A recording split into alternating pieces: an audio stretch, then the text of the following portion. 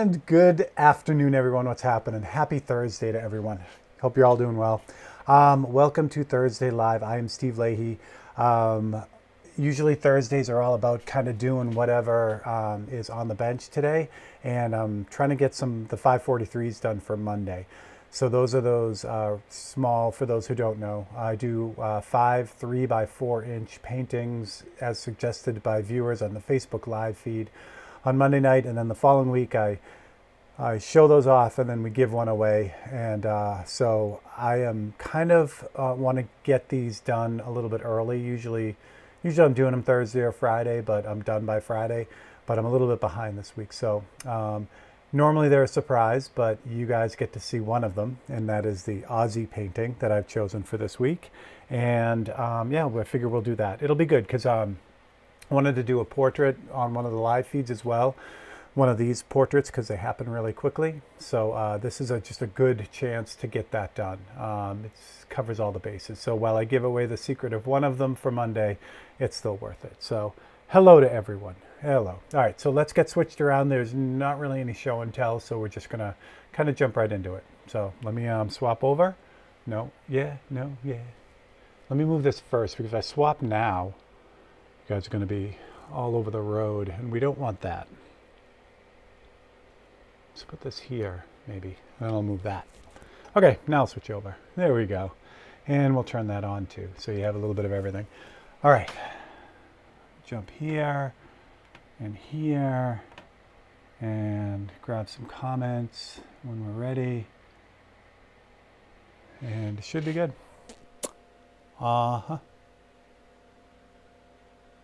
Good. Okay. Yeah, we're just going to jump right in. So let me actually let me find my thing so I can get some comments.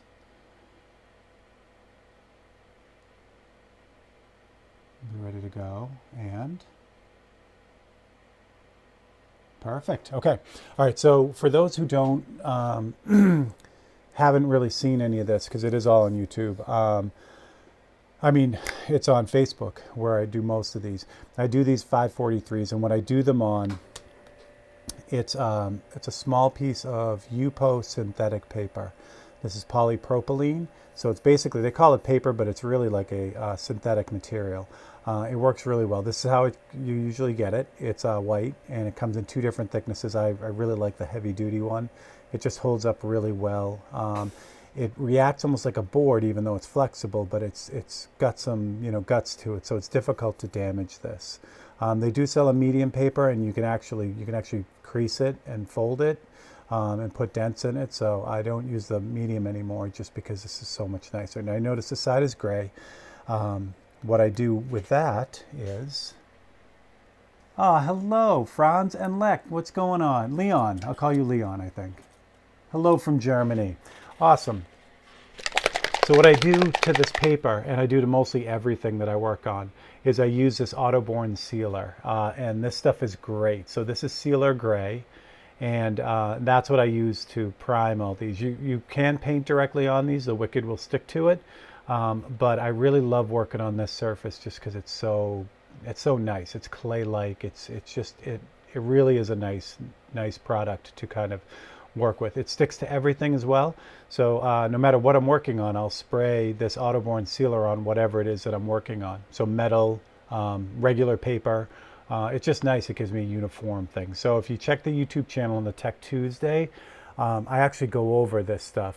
Just jump back on the Tech Tuesday to the substrate one, and you'll get a feel for how I use that and what's going on. Teresa Justine, what's up? And Mr. Carter, Cody Adams, what's happening, everyone? Excellent. Yeah. So good evening to my UK and Europe friends. This is the whole point of this feed is just so we give you guys a feed that's at a normal hour. And Simon was kind enough to remind me that, or let me know that the time change is a week ahead of where we are at the US. So it actually worked out really well for me this week because I had stuff that I had to do. So you ended up getting on an hour later here, but that worked out to be the same time there, and it's all stupid and they should get rid of it. Max, did you get my note, Max? Max won the giveaway last week. Um, Max won, but sort of won. So, so I screwed up royally, and Max was super kind, sent me a message saying, hey, he wants to win legitimately, but that was a legitimate win because when I screw up, that, makes it fun. So, excellent. Oh, good, Max. Yeah, so pick a painting, Max. You're in. All right. Tonight's cheers, because I'm cheersing with my UK friends, is Jackie O's Mystic Mama, and this is a West Coast style IPA. And Jackie O's is close to us. They're in Niles? No, Athens, Ohio. So this is a local beer to me. And I got this one a couple days ago, and I really like it. So that's what's going on today. Oh, Max, awesome. The only one that isn't there that I haven't taken down, Max, is the Duesenberg. So that painting is gone. I haven't had a chance to take it down yet, though, so don't pick that one. Awesome. So cheers to that. All right, so I prepped the paper, and I spray that beforehand, and then what's so nice about this stuff is I use a spray gun to do it because I buy this stuff in big sheets, and then I spray the whole sheet. Well, inevitably you get little bits. Even when you strain it, you'll get a chunk of something or a hair or something. This stuff here you can actually sand. So it's really, really nice that way. So what I do is I just kind of take off the nibs. I've already done it on this to save time. But I'll just kind of scratch out any of the nibs, maybe with like an X-Acto blade, just kind of get them off. And then I'll just use a Scotch-Brite pad. Grab it here. Just grab a Scotch-Brite pad, and then I'll just sand the whole thing. And it gives you this perfect, absolutely just perfect surface to work with. So you're caught up to speed now. And then what I use is the FBS gold tape, this guy here, and then I just tape off the border to keep it clean, and we're ready to rock. So now you guys are caught up with the prep work. So let's get right to the man himself. Oh, Max, I'm glad I said that. Enzo, what's up? All right, so, it goes this way. I thought it went that way, but it doesn't. It goes this way. So what I've done is I've grabbed a picture of Ozzy, and I've shrunk it down to the actual size of the painting. These dots in the corner obviously indicate the edge of the painting. And then just kind of arrange it and change the the resolution and make it all work. So and then what I'll do is from there, I'll make a sheet of those so that I have stuff to do the cutouts with, which I'll show you in a second. So let's go back to plan A, which I thought this was vertical, but it's actually horizontal. So we'll swap all this, which will be no problem. I'll get you guys closer when we need to get closer too. So now on YouTube, I did a live feed last Sunday with this new camera, the one you're looking through now. I ran the Monday feed from that camera, and it's working out great. It really is. It's just what the doctor ordered. All right. So what I'm going to do, usually what I do is I'll take one of these copies and just use this as the reference photo. So this is what I'll kind of look at when I'm doing this.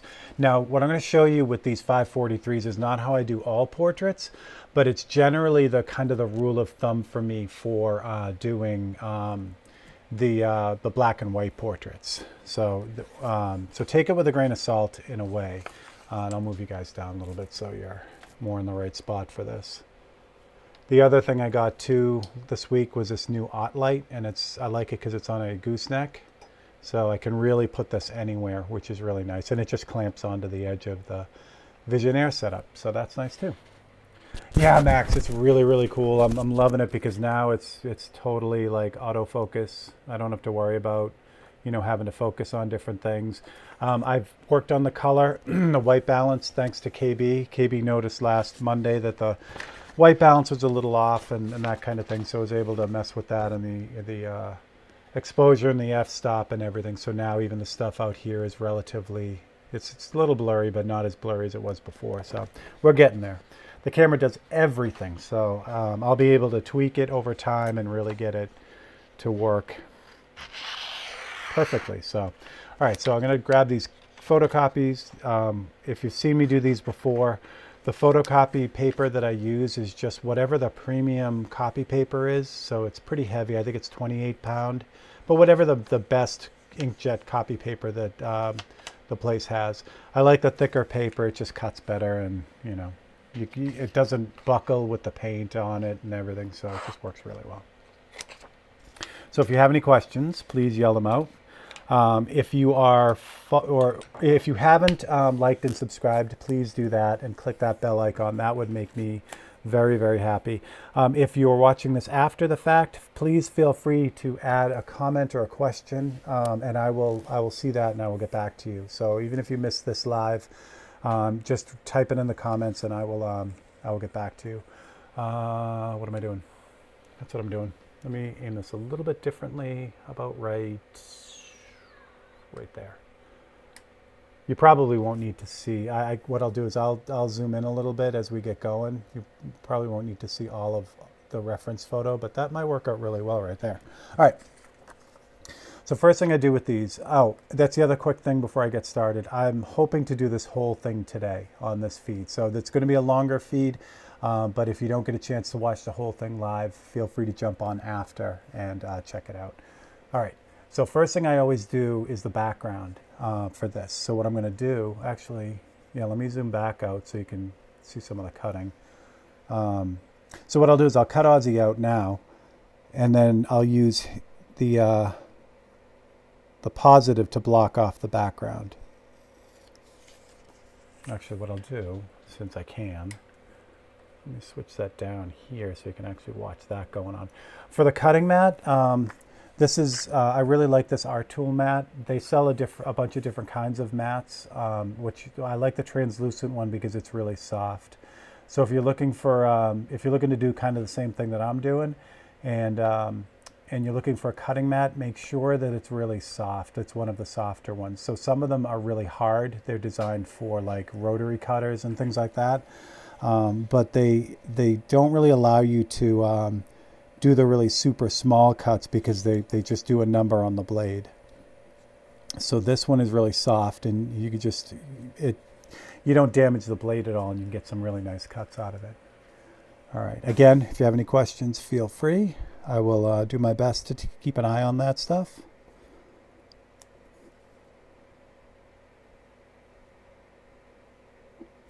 So again, it's just kind of running around the outside edge. And, I'll leave some stuff out. Like this is a wireless mic, so there's a little tiny antenna at the end of this thing right here. I'm not going to worry about stuff like that. Actually, I can get you guys in closer while I'm working on this. There you go. Yeah, Max, it was definitely a good investment. I debated for a while on which camera to get. There are so many good ones. There are some that are super, super heavy duty, which would be nice to get to a point where the feed warrants, like the Blackmagic pocket cameras, which are expensive. They're about $2,500 a piece. It would be nice to get the feed to the point where it really warrants those cameras. Those are like super, talk about high quality and being able to do different things with. So, but we'll see. But this one, like I said, this wasn't, it wasn't a cheap camera by any stretch, but still, I debated on what to do quite a bit while I was trying to figure it all out. All right, so the bottom of Ozzy's hand is really dark, and it's fortunate because I'm going to do the background black too. So if I don't get this in exactly the right spot, it's not really a big deal because, again, he's not there. So what I am going to do is I'm going to save this. No, I'm going to not save this piece. Sorry, I don't need to save this piece. I was going to save this piece, but I don't need to. So a lot of it with the 543s, with these quick paintings, they're quick because they're designed to only take me about 2 hours to do, is I have to make pretty broad decisions on them, and I have to remove some of the details that don't really tell the story in order to get it done in time. I'm sure it's been asked before, but have you ever used a swivel knife? I really like them for anything other than a dead straight line. Yeah, Simon, Gerald was nice enough to give me a swivel knife when I met him in California last year. And it's one of those things that it takes a little bit of practice using. And I have been doing this stuff with a regular X-Acto blade for so long. I was just like, well, I could see where it would work really well. And if you watch Gerald use them, I mean, he's a master. For me, these regular X-Acto knives work. Oh, sorry. These regular X-Acto knives, I've gotten so used to using them, I just kind of jump back to this one. So, but yeah, they are great. All right. So it's cut out, but it's not completely. It's like hanging literally by a thread. So let me back you guys up again. We'll switch over to the painting again. So I probably won't keep bouncing back and forth for the cutting. If you guys have any questions on the cutting, just let me know. But instead of, keep throwing you guys around, I'll probably just cut stuff out and, well, we'll see what happens. All right. So let me put this back where it should be. There we go. So I'm going to use the background with these corners to kind of place this. It doesn't really have to be, exactly where I laid it out, but, I went to the trouble of composing that in Photoshop, so I might as well use it. So that's what I'm doing. I use that background, and now that I've got Ozzy kind of tacked in, I can just pull this out. Now I'm going to save this because I might need it, and I save all of them anyway. So, all right. So these magnets are neodymium magnets, rare earth magnets. These are the new ones, the N42s. They're very strong, which is nice. This guy up here is not an N42. It's probably a 30 or 32. It's strong, but it's not as strong. This was the first round of magnets that I got. I just got these once I figured out that they do come in different strengths, which is nice. All right, so just going to lock this down. Again, I want to keep the paint off of Ozzy right now, but I don't have to be like relentless about it. If some gets underneath, it's going to be totally fine, so I'm not worried about it. I'm like you, Steve. I've got a swivel knife, but I always end up with the old faithful. Ian, how's it going? Yeah, I mean, I should figure out how, what I'm doing with that.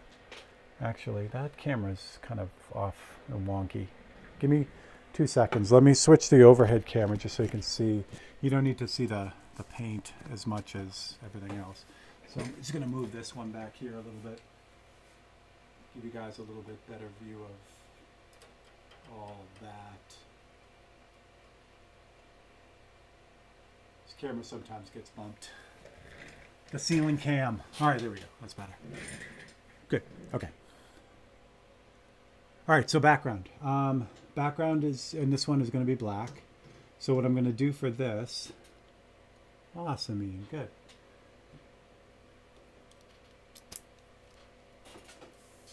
Clean that out. All right, black. So the whole background, sometimes there are fades in these backgrounds, sometimes there are not, but this one's going to be all black, just black. So for this, I'm going to pick a slightly stronger, like more robust black as far as the reduction goes. And this one, let me use this one. This one's 1 part paint to 5 parts reducer. And it's, for those keeping track, it's opaque black from Createx. And I keep calling it the new opaque black, but now I think it's the only opaque black, but this is the one. And then, of course, the 4011 reducer is my reducer. Go-to reducer. This looks like 401 reducer because there's paint on it, but trust me, it's 4011. All right. So, and I'm going to use the Micron B for this because eventually when I get into the painting, the B will be doing all the black anyway. I use the C for a lot of the white, so I'll show you that in a second. All right, so pretty easy. Just going to cover the whole thing. And with 1 to 5, this is really, it's a smooth black. Like it won't be very grainy at all.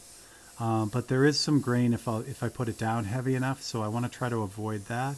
So I'm just going to go in light layers, just kind of let it sit there and then move on. If I go real heavy with this stuff, it's still really over-reduced. It's really, really thin. So it's going to bead up on the surface and give a weird texture, so I don't want that. Make sure I get around the stencil too, or the cutout. Awesome, Ian. Awesome. Yeah, Ozzy is crazy. I love it.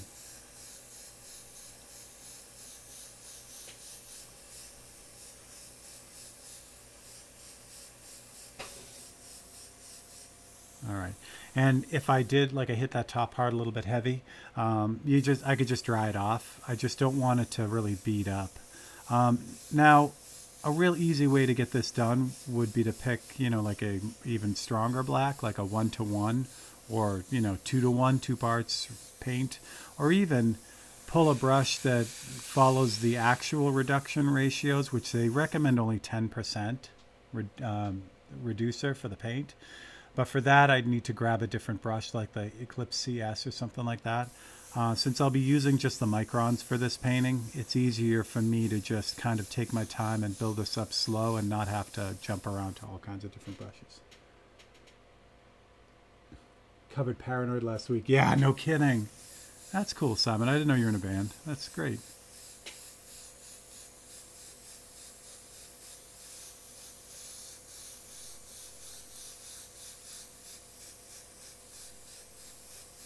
All right, so the other thing, and this goes back to what I was saying about the copy paper. So already I can see, like right in his arm, if I push on this a little bit, you can see it kind of, how it's off the surface a little bit. The paint is actually causing the paper to buckle as it dries. So if I had really thin paper, that would be happening a lot. So the higher quality, not higher quality because it's the same quality, it's just thicker. But the thicker paper tends to hold back against that a lot more. It tends to stay flatter. If I drop more magnets on this, that would also help. But again, it's not absolutely 100% imperative that I keep all the paint from getting underneath this. I just use it to kind of block things off. And I got a lot of wet paint on here, so let me dry this a little bit. Just blowing air across it will do that. And I've been a pretty good boy except for right here. Right between his arms, I can see a fingerprint. So that's not good. That means I touched the paper and deposited some of my oil from my fingers onto the paper. And it acts like a resist. So that's not good, but we'll cover it, and it's in a good spot, so I don't have to worry about it.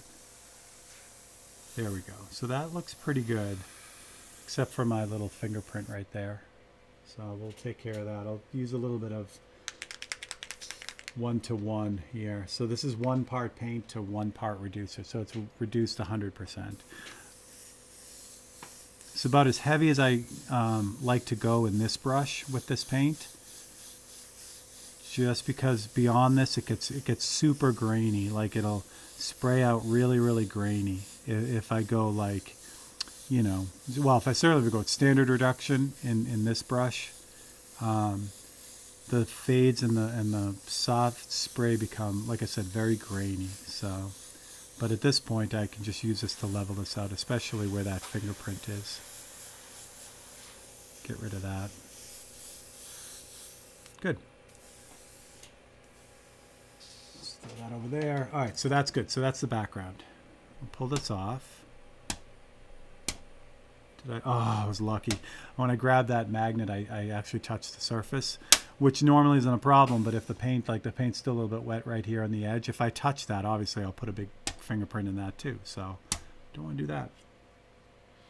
I was just used to fingerprints. Yeah, no kidding. All right, so pull this off. I will save this bit because if I need to touch up the background again, this would be a really good thing.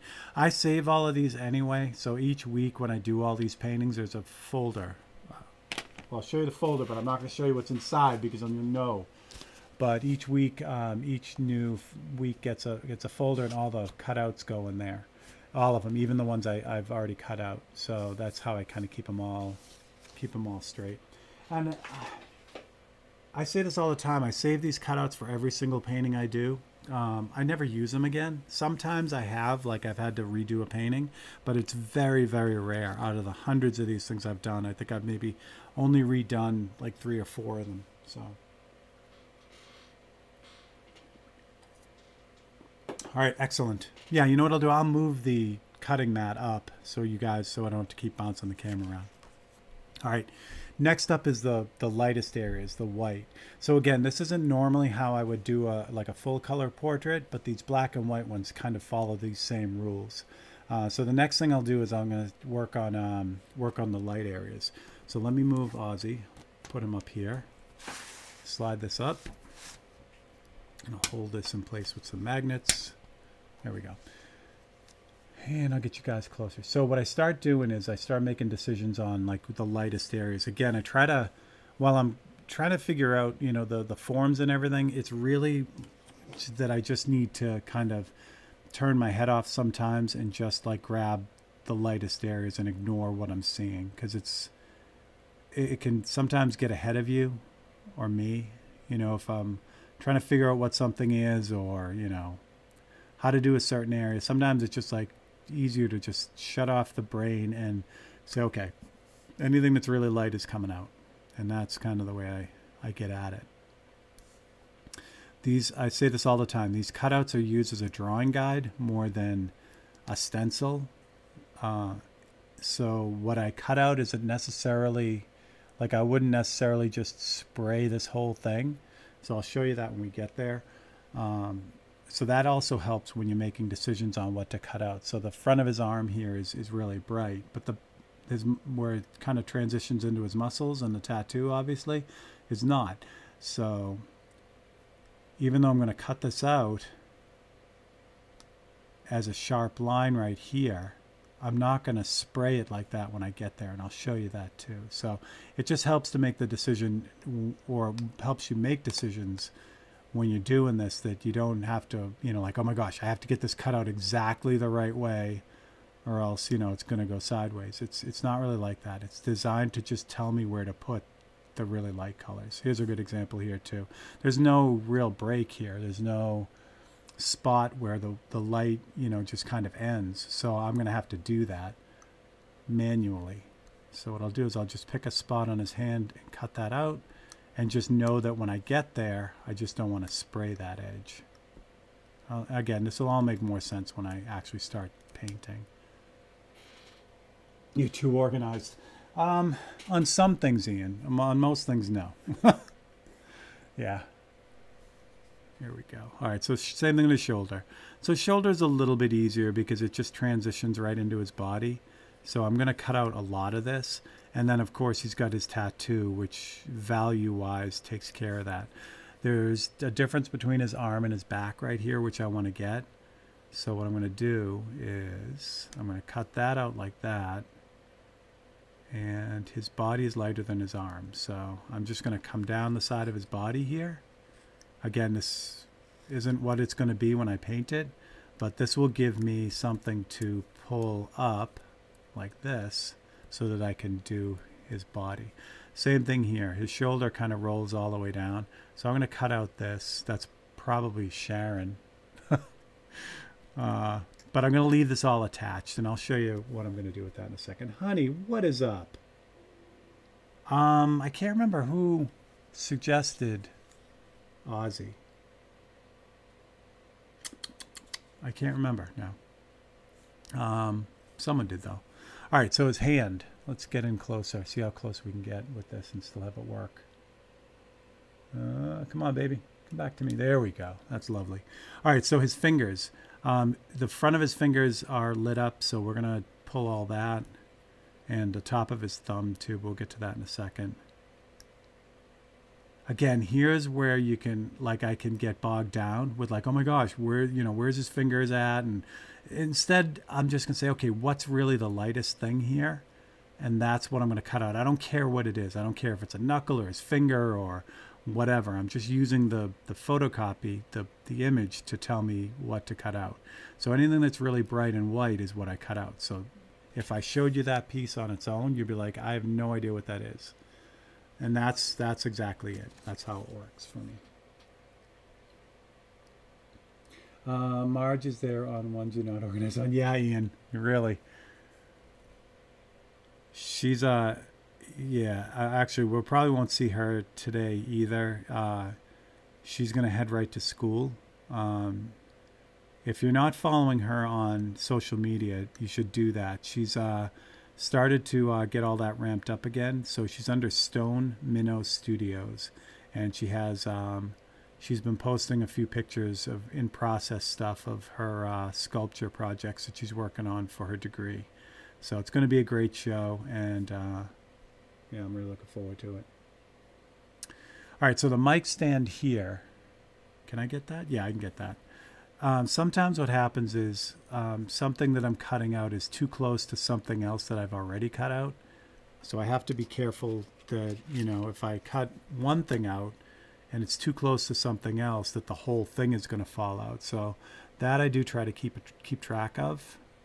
So the mic stand was one of those things that I just looked at, thinking, maybe I'm not going to be able to get away with that because of the hand. But I think it's going to work.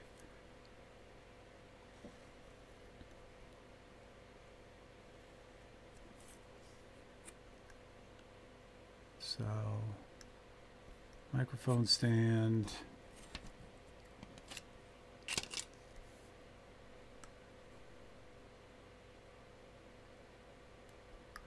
So the front of his arm, here's a good example. So the front of his arm is really light.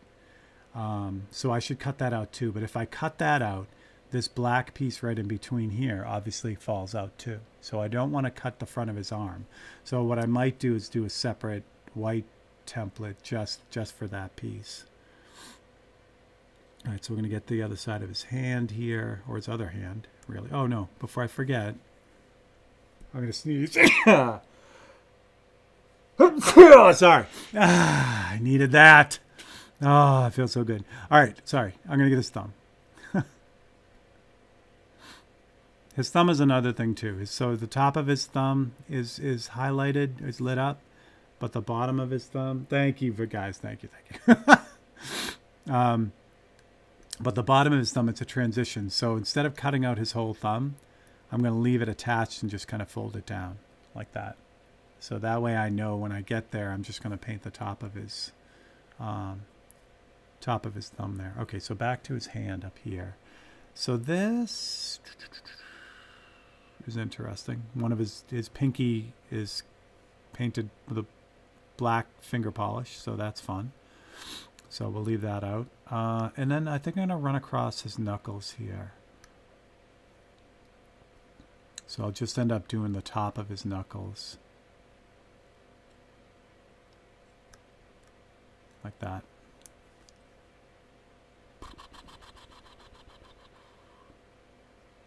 That thumb is going to be, I could get his thumb. Again, it's boiling down to like, what can I get out of this thing without having to fall all apart? So his thumb could have been too really close to, the rest of his fingers. So that might have been rough, but it worked out okay. All right, so his face. So sometimes I do the face first, sometimes I do it last. This time I did it last, but it doesn't really matter. So his face has got a lot going on with it as far as light areas. Obviously the light's coming from this direction, like this. So so I'll pick out the obvious first, like his nose.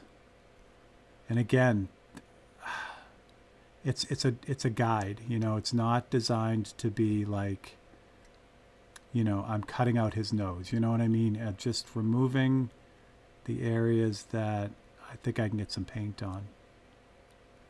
So interestingly, the front of his lip is also bright, but then there's some sort of secondary light coming from the other side. So I'm going to treat those separately.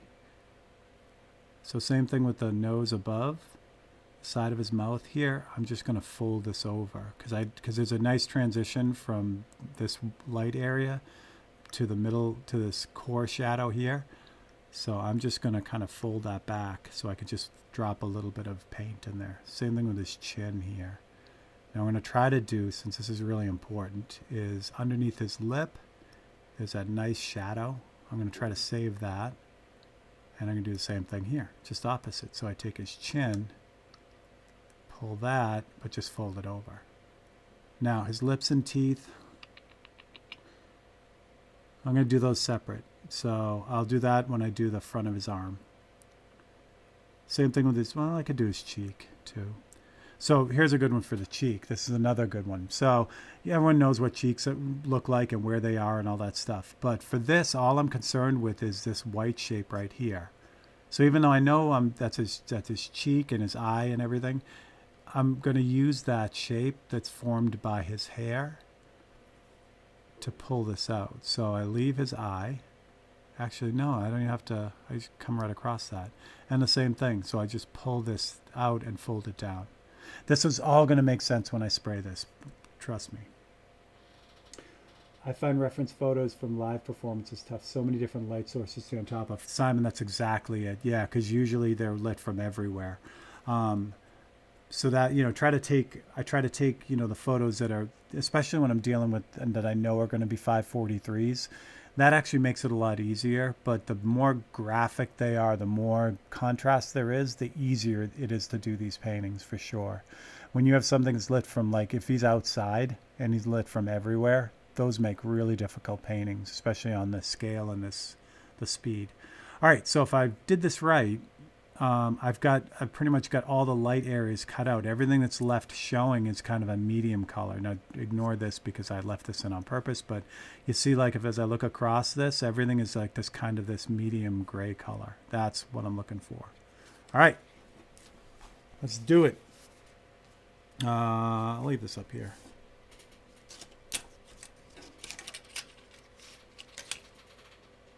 Oh, I'm sorry. I'm trying to follow where to cut, and I'm so lost. Yeah, honey, that's the biggest thing to kind of get used to. So let me show you before and after here. I'll zoom out a little bit so you can see it.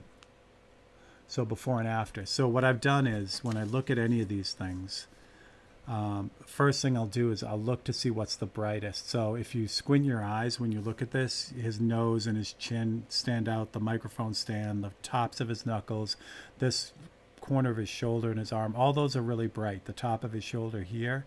So that's kind of what I aim for when I start cutting. And I'll flip this over so you can see it. It's a little bit easier. And so those are all those white light areas. There's his shoulder, and then the other shoulder, and the knuckles, and the microphone stand, and the bits and pieces of his face. So that's really where it starts. And again, keep in mind this, when you see this, when I paint this, it really works as like a drawing aid. It's not designed to like really do much more than kind of get things in where they're supposed to be. All right. So now it's really important that I get this in the right spot, because as I did with the Hot Wheels one from this week, I actually didn't have the second template in the right spot, and when I started spraying, and I had to redo the painting, which was not fun. So I just kind of hold it in place, and then I'll kind of flip it to make sure, like, I'll look at things like the crest of his head here. And if I flip it and that's in the right spot, I'm good. His back here is also another good indicator. I can also fold this up to kind of look for that, the edge. So that actually looks like it's in good shape. So, ooh, is it? Let me check his hand here, down here. Yeah, see, that's not quite in the right spot. Microphone stand is a good one too, down below. That's better.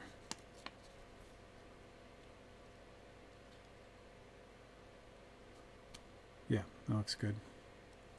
Okay. So this I just drop a few magnets on. Again, I don't have to go crazy. Just want to keep that in place. Contrast plays a big part in choosing an image. To find higher contrast is much easier to figure out. Absolutely, Simon. If you guys are using Photoshop, I shall switch here while I'm drinking and talking. If you guys use like a photo, like I use Photoshop for all these. So what you can do there is you can choose like not only the resolution, but you can choose how many steps of like value there is. So it's really cool. It's posterization. So you can choose like 4 levels or 5 levels. So I learned this from Scott McKay. He uses it all the time when he's plotting stuff. So you can pick like 6 layers of gray, and Photoshop will actually give you those layers. So you can actually split it up and it'll give you all this. I like to do it, on the fly, but there are ways to do it with all these, photo editing programs. I'm sure all of them have something similar, but yeah, higher contrast definitely makes it work better that way. I'm getting better. I'm remembering to turn on all the buttons and everything. All right, white. It's white time. So I have white still in the brush. No, I don't. Because I didn't use white yet. White should have still been in the brush had I been using it for the background, which I usually do. Okay. And this white, this is regular Createx opaque white, but it's reduced 1-to-1. It's 1 part paint to 1 part reducer. Okay, and again, I'm going to go over all this reduction stuff on a Tech Tuesday. It'll make more sense when I do that, but just a general rule of thumb is like if someone gives you a reduction ratio, find out what kind of brush they're using, because they're going to tell you it's perfect if you reduce it like this, and then you find out you have a completely different brush and it doesn't work. So, all right, so 1-to-1 works through the Micron really well. All right, so now I got the reference photo off to the side. So what I'm going to do is, again, this becomes the drawing guide more than just a template. So I know the tops of his knuckles here have a lot of brightness to them. So I'm going to paint those a lot heavier than the other stuff. So let me do the face. Let me get you in close. Can I get you in any closer? Yeah, I can. Oh, let's see how close we can get. That's actually still in focus. Unbelievable. That's super close. All right, I like that. Stay. Okay.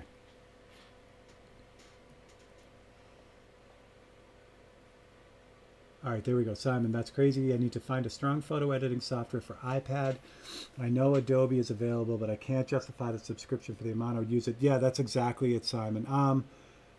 Yeah, let me talk to my sister. She uses Photoshop, but she might be aware of some other programs too. She's all Mac oriented. There might be exactly. I mean, that's how I feel about Photoshop. Like I use a fraction of what it can really do, but I do use it every day. So I ended up getting the subscription. But yeah, I hear you for sure. All right. So for all these little flapped cutouts here, again, what I want to do is not do that. Hit it too hard. What I'm doing is I'm just like on his cheek here. I'm just painting the top of that and letting the bottom of it fade out to nothing. Same thing with his nose. I know the front of his nose is where that brightness is. So I'm just going to paint the front of his nose. This little highlight on the front of his lip is really strong and cut out anyway. You can't see this one because it's folded, but there you go. Same thing on his mouth on the other side. Just going to paint the corner of that triangle and his chin too. So his chin is really bright on the left-hand side, but then fades out to nothing on the right. So I'm going to do just that. Okay, so for his shoulder right here, again, this all blends together. So it isn't like it's a sharp contrast. So, I mean, it is along this outside edge. Let me put a couple magnets here just to keep this tight. So the top part of his shoulder and his arm, I am going to spray right up against the template. Just like I did his knuckles earlier. But I want to be careful not to spray on this lower edge down here. What am I missing? Bill Kennedy, Tom Thompson, what's up? Oh, good, Thomas. That's awesome. Travis, what's going on? Oh, good, Travis. I'm so glad. Bill, it's Farizar work with HD photos, hence why most guys doing photo real. Yes, yes, yes. Absolutely true. Inkscape is pretty good. Excellent, Max. Thanks. That's really cool. All right, so for this, his collarbone here as it comes across, this is a perfect example. Well, let's stop that from doing that first. The squealing paper trick. So what I'm going to do is I'm just going to spray in the middle of his collarbone here. Still doing it, but bear with me for a second. So I just spray the middle of the collarbone, not the whole thing. So I didn't just spray that whole mess. All right, let me back you guys out a little bit. So we'll go back to doing the rest of his body there. Eric, what's up? Clip Studio, excellent. Thank you guys. Yeah, like I said, I'm so embroiled in Photoshop, I haven't looked for anything else. But yeah, if you guys know of good iPad editing programs, that would be awesome. Okay, his arm is the same deal here. I really want to concentrate on the top of his arm, not the lower side of it. And again, I kind of put too much paint right here in his hand, but that should have been an area where I wasn't near as well. but I can fix that as we go.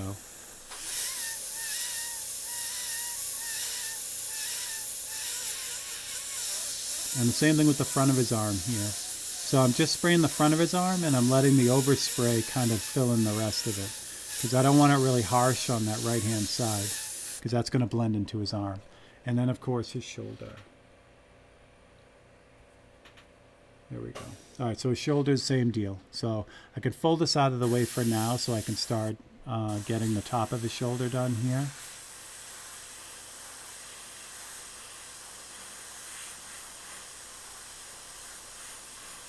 Okay, and now for the other bits and pieces. So I want to grab that difference in value between his arm and his body. So I'm just going to kind of throw that in real light. And if I pull this back, you can kind of hopefully see that. It's just barely there, but just enough. Again, it just works as a drawing guide. And then his back seems to be getting hit by whatever this secondary light is, so we'll just throw that in. And then, oh, I forgot this part over here. There we go. Thanks for that, Franz. I have an Affinity Designer for use with my plotter, so Affinity Photo would be a good idea. Yeah, cool. Yeah, keeping it all one system is always a good idea. So I'm excited with the, since I got the Black Magic, it's the switcher, which allows me to do all this camera switching. They have a program called DaVinci Resolve, which is a video editing program, which I'm extremely excited about using because it does all kinds of crazy stuff. So that, that'll up the game as far as the quality of the videos that I put out too. So I'm getting into that as well.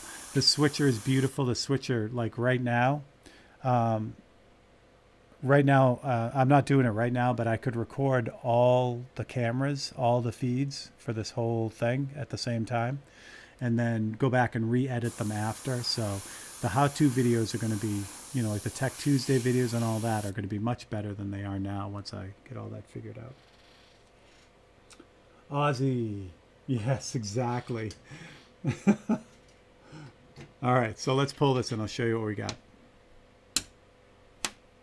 Oops, as I snap these magnets together, they really do want to go together. I was talking about these magnets before. These little screws on top that I use, they're just brass machine screws. I thought I was buying the right size magnet, but I actually bought the next size up.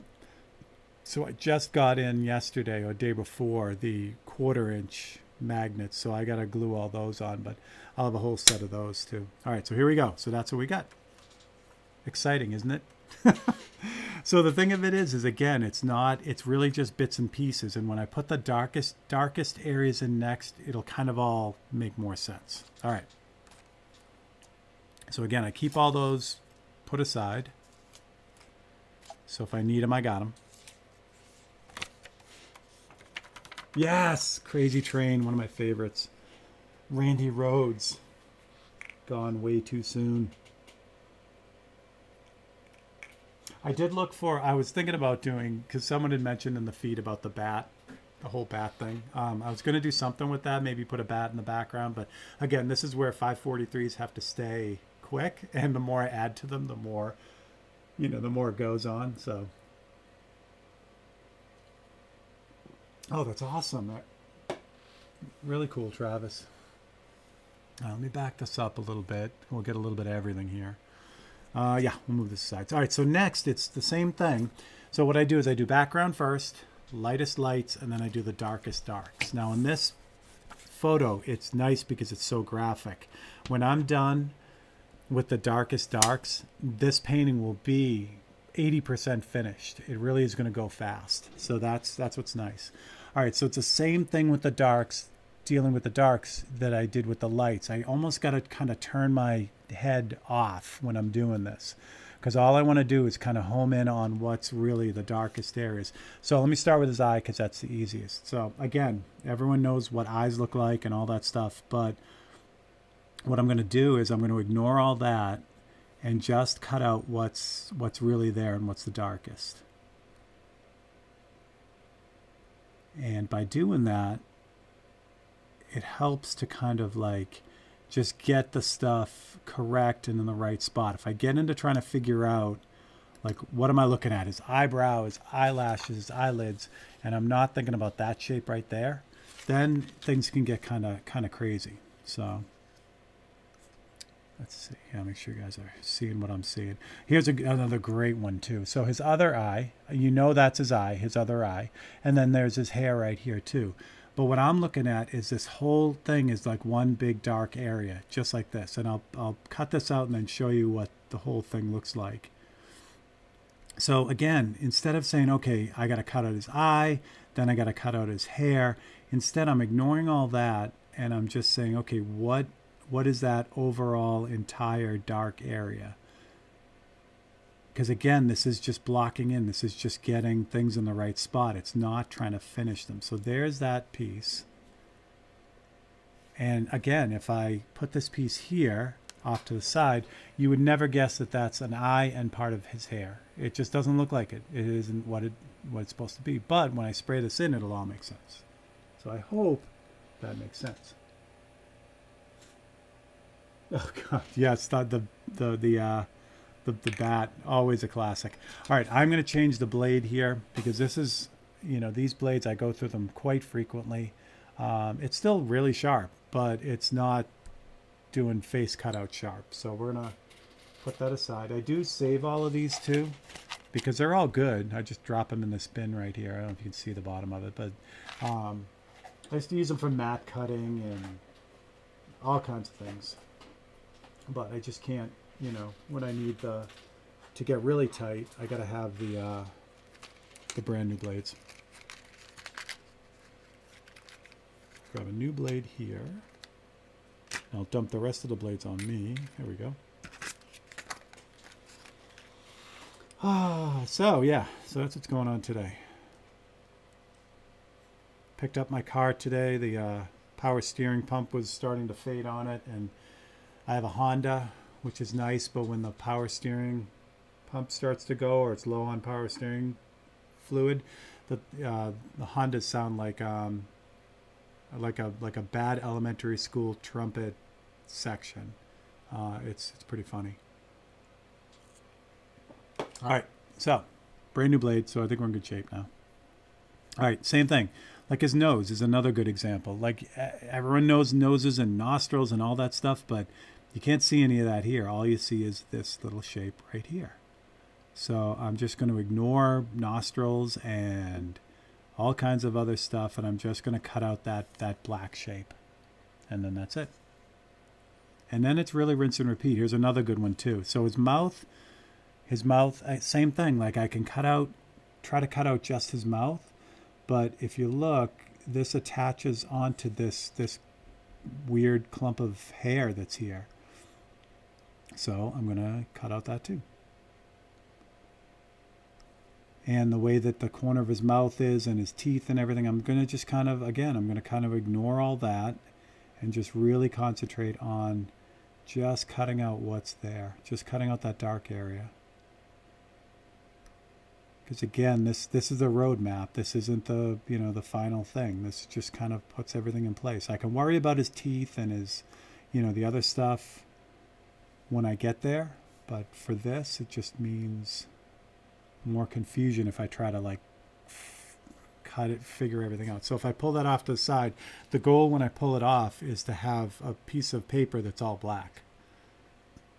And that's what that is. So we're good. Lee, what's up? Oh, that's awesome, Lee.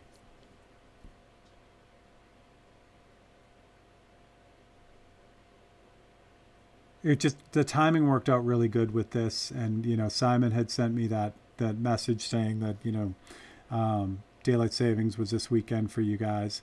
And I'm looking at all the, I'm like, I got to get these 543s done. And then it happened to just hit me. I'm like, holy crap, I'm doing Ozzy this week. That'll be perfect. So here's another good one. His chin and his hair. Again, I don't care. I don't care what it is.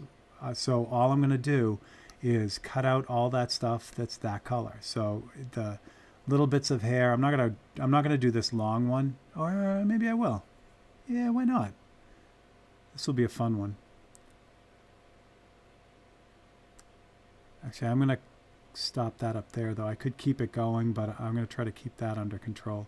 So again, what I'm going to be left with is this really weird shape that doesn't look like anything from like where it came from, like the chin and everything. It's just going to be that shape if I can get it out. There we go. Make sure you guys can see it. There we go. A bit more, yeah. Yeah, Lee, it's a pretty good map. I mean, that's the goal is, I mean, the better the map is, the better it comes out in the end. And so, yeah, you're right. I mean, it's pretty exact in a lot of ways. But again, if I pull this off to the side, the goal is to have that just be all one solid color, black. And that's what it is. So again, you'd never know that that's the bottom of his chin and a piece of hair if I pull this off the side. It doesn't look like any of that.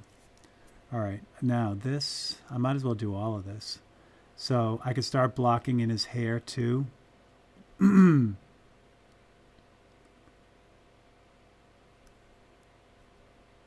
hair works the same way. So I don't care what it looks like as long as the piece I pull out is black. That's what I want.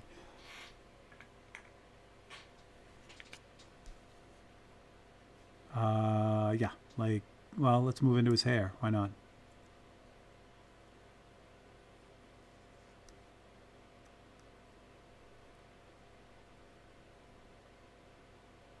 That was a good cut right there. I'll show you what I mean in a second. So I pull that out, same deal. Goal is when I pull that out, have that all black. That was a good cut because I ended up leaving that long strand of hair right there in the middle. And if I do this, what's neat is, all right, so you saw those pieces I cut out, but if I turn this over like this, you can actually see his face. You can see his teeth and his nose, and here it makes sense. So that's what's going to happen when I spray it too. I was a bit younger and tried to get into a Zeppelin concert, got tossed out. Thanks, Lee. Yeah, that's the goal. I mean, you know you did it right if when you spray that through, it looks like, you know, the person. And that's what it is. Again, I'm taking the big broad areas, so it really should look like him if I did it right. If it doesn't, then sometimes it could mean that, again, I'm paying too much attention to what I think is there and what's really not there. So that can get sideways fast, especially on this scale. That's the hardest part. It goes sideways really quickly because if something's out a little bit, it's going to look like it's out a lot. I'll give you another pointer too. When I do all these cutouts, these little bits and pieces get everywhere. So instead of turning around every single time and reaching over to the trash bin, I have this little cup that I put all little bits and pieces in, and then I throw them out. So it seems minor, but holy crap, did that save me a lot of aggravation. Where's Honey? What did I miss? Oh wait, what did I miss with Bill?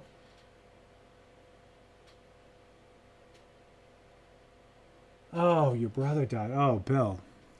Jeez.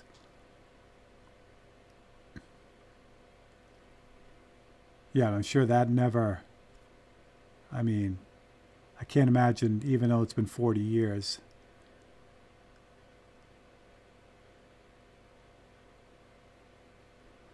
All right, microphone, same thing. It's just rinse and repeat. So the microphone ball and the part of his hand, don't care. It's just, you know, cutting out what's there. So here's another good one too.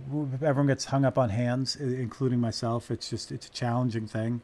We all can't be like Marge. Marge can draw hands and feet in her sleep, and I mean, I know that's a lot of practice, but it's also understanding the way that hands and feet work. So I get all that, but for this type of painting where the contrast is really high, I'm not worried about any of that, any of the structure of the hand, and trust me, I'm not telling you don't learn anatomy. Absolutely not. What I'm saying is that when you're doing something like this, it's actually easier to get it right if you've turned all that off.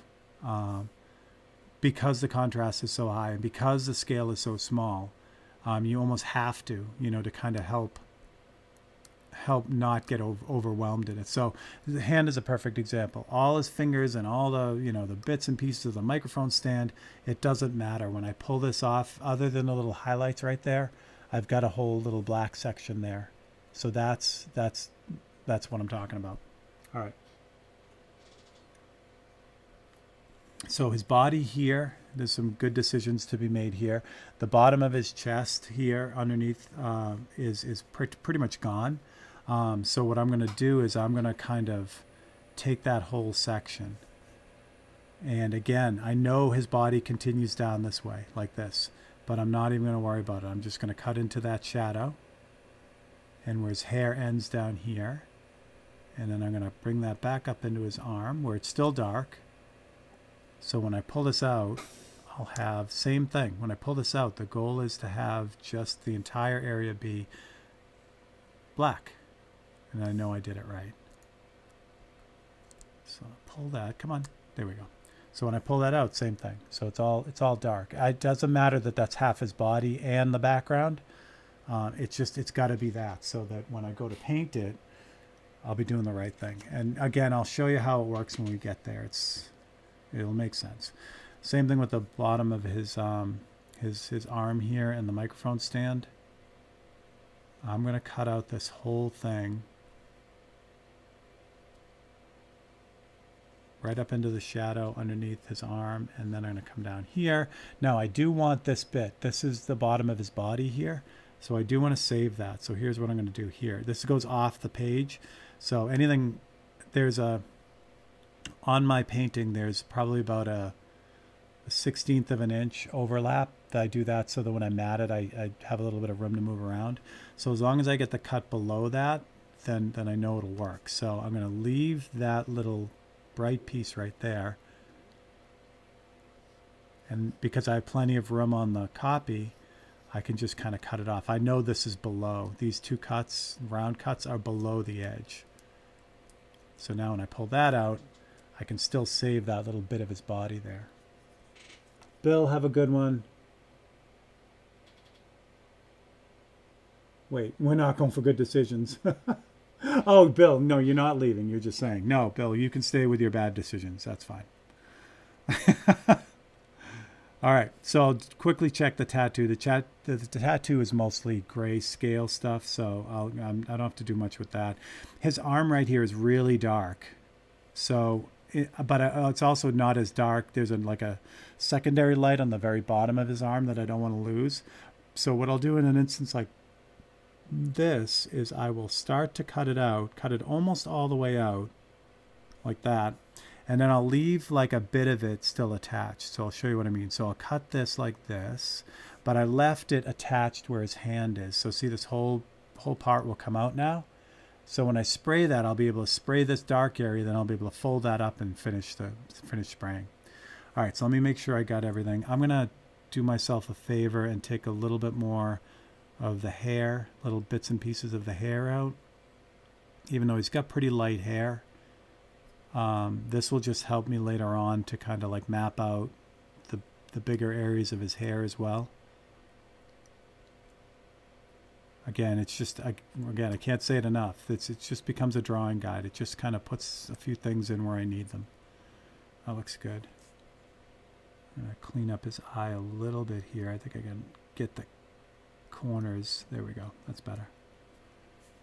And all right, this little chunk of hair coming down right here, I'm going to get that too. But again, I don't want to get too close to that eye cutout because I don't want it to fall out, anything to come out. So I'm going to leave that same way as I did with the underneath his arm. That piece is hanging on by a little hinge. So I'll leave that where it is, so it will be fine. Oh, this is a good one too. I may not even need to do the outside of his arm. So there's a shadow, this thin shadow that runs along. We'll grab that too.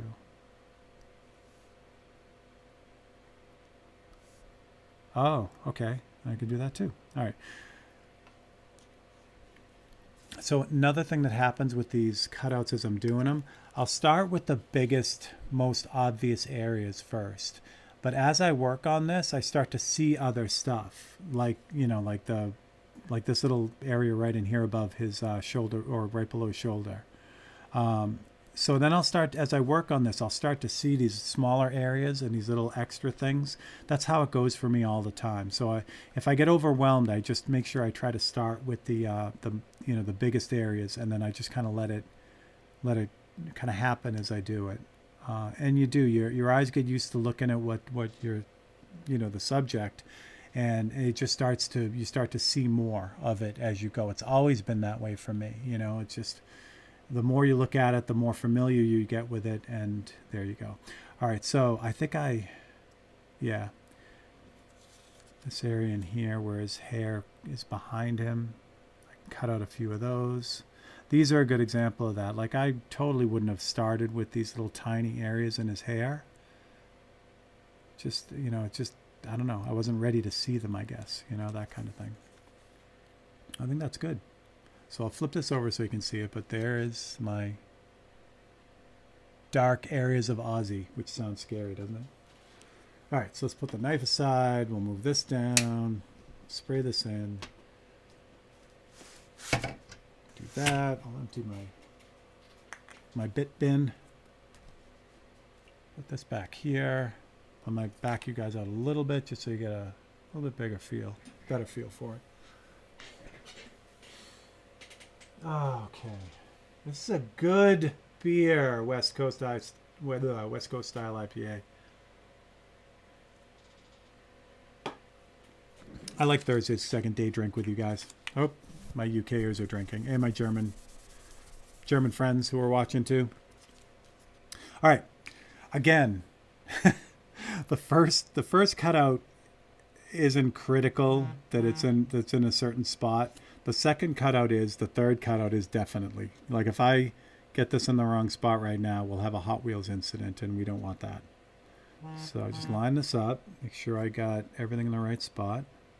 Looks good. And we'll drop this in.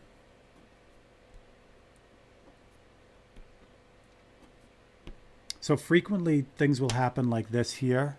So this whole arm, remember I cut out the whole arm and then into his chest. It's okay. It's totally okay. In fact, that's really what I want, so that I can use that to line it up. And when I go to blend his body into the background, I have it there. I can see it. Same thing down here. This whole area I already painted. But, you know, when I go to blend that, maybe I can add, I'll show you, I can add a little bit of a secondary light on his body now, and I can blend it in and it'll all work. So, all right. I know, shut up and paint. Travis, have you ever tried the gyro cutter? Let me go, hold on 1 second. I'll be right back.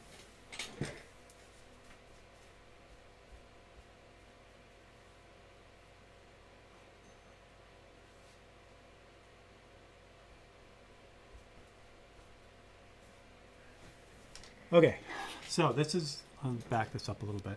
This is what everyone's talking about. This is, well, this is one of them. So this is the X-Acto rotary, not rotary cutter, sorry. It's a swivel knife. So that's what it looks like. And what happens is the end of this moves around like this. So the idea is, can I do this? Yeah, I can do this. Grab one of the other cutouts so I can show you. Wait. So the idea is, as you use this blade, you get it started, and then as you cut, you just kind of lead the blade around, and it'll turn for you. I'll cut this out so you can see the whole cut, but that's kind of how it works. Really cool, really very cool thing. But I'm telling you, it takes a little bit of practice to get used to. And like I said, I've been using a standard X-Acto knife for so long. I just never really, I never really used it that frequently. What's nice is, all right, so this X-Acto knife has been discontinued, this handle. However, the blades are still available from other companies. So if you do get one of these, you can get blades for it. It's not a big deal. But yeah, that's what everyone's talking about in the feed so far. And so, yeah, Gerald was a sweetheart. He gifted me this. They, like I said, they don't make them anymore, X-Acto, or like this. So, yeah, it was really cool. So it's actually on the shelf with my other other airbrushes and my wall cup airbrushes. They're all together. I took the back off this. Here we go. Here we go. So what's neat is I haven't even opened these yet. I actually bought blades, like I said, online. But these, Gerald gave me a set of original X-Acto blades too, which are pretty neat. So I bought a cheap one to try and learned enough and weren't buying a nice one. Yeah, so that's it. I knew they had them still, or another company makes them. But yeah. Yeah, exactly. I mean, I can totally see. And if you watch Gerald use it, it's like breathtaking. But again, it's like I've been doing this way for so long that, you know, I don't know. I'll just go with that. All right. So for this, what am I going to do here? I'm going to use 1 to 10. Hold on a second. Come on now. Come on now. Oh, there it is up there. Okay. So for this area of dark stuff, I'm going to use the 1 to 10 mix. So this is fairly, through a Micron B like this one, this is, it's going to give me a good, strong dark, but it's still going to give me a ton of control as well. And again, I tell you these reduction ratios, if you run the 1 to 10 through an Eclipse CS, it's going to work like a fire hose. It's not going to give you the same results. Just as if I even put the 1 to 10 through the Micron C, it's going to work differently than it does through the B. So take it all with a grain of salt. All right. Oop, I lost my magnet on that. Yeah. Okay. So same deal here. Now, again, a lot of the bits and pieces are going to kind of like, underspray will be able to get underneath them. It's okay, because I'm going to be blending all kinds of stuff together anyway. So I'm not worried about, you know, tacking every last little bit of it down so it can't move. Actually, this might be too dark. I'm going to switch to the 1 to 20. So 1 to 20 is twice that you know, reduction. It's 1 part paint to 20 part reducer. And I think Lee, I think it was you on Monday night, said that's just dirty water. You're exactly right. I got mine from the range, $3.99. That's awesome. Yeah, like I said, I mean, I don't know. I should just, the way I do stuff, like if I wanted to like really get that swivel blade down, I would just say, okay, I'm going to use it, and that's all I'm going to use. I'm going to ignore my other knife and just use that whether I want to or not. That's the way I learn things, and that's kind of how the whole camera system happened, and you know, all that. It's just like, okay, force yourself to do it, and you know, figure it out. So that's the way I would do the swivel knife again. But I don't know. All right, 1 to 20. Start with his hand here on an open spot just to see how it's going to spray. And yeah, that's much more what I'm looking for. So 1 to 20 through this brush will give me like an atomization that's nearly imperceptible. Like I can't even see the droplets. When I was spraying out this side, and I know it's hard for you guys to see, but when I was spraying the 1 to 10, I could actually see the grain. I could see the grain in the spray. And for this stuff right here, that's not what I want. I want to be able to have super imperceptible fades and things like that. And again, here I'm spraying in this area, but now instead of, when I cut this out, I was ignoring everything. I was just cutting out the whole shape that I saw. But now what I'm doing is I'm looking at the reference photo as I'm spraying, and now I'm trying to figure it out. So I know that these, you know, his fingers are here, and I know there's a slight, just by looking at the reference photo, I know there's a slight reflective shadow underneath his thumb here. So I'm going to start locking that in. Where the shadow runs down his wrist, you can see the tendons in his wrist. So I'm going to kind of start to put those in. And again, this shape just acts as the outer boundary of all these little details that I'm putting in now. So now I know where to put them. If I was just going to, you know, look at the picture and start painting, It's totally fine, but it's a different animal. It's more like, you're in a figure drawing class, and you're just kind of drawing from life. But this gives me that little, you know, the little, I don't know, the starting off point, I guess. So where his pinky finger curls around and there's a little extra bit of light showing through. And then again, where his thumb is kind of the pad of his thumb in his palm is showing off some of the light, so that I can get that in there too now. And the same thing even with his thumb. So the thumb has the darkest area underneath, but then there's a reflected light on the bottom of his thumb. And then the microphone ball, same thing, to indicate that roundness of that microphone, I can just start to fade it as I go up top. So this is really where the fun kind of happens with a painting like this. I know where to go, it's just a matter of putting things in the right spot. Dan, what's up?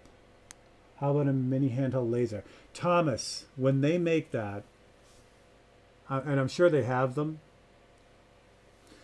oh, that would be so cool.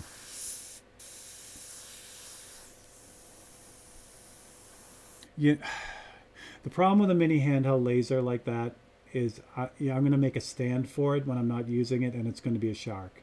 So you're going to strap the mini handheld laser to the top of the shark. That's what's going to happen. All right, so the gap, same thing here. The shadow on his forearm here is darkest against the microphone stand, but then I'm gonna leave the left hand side a little bit softer, just so it kind of rolls out the way it should.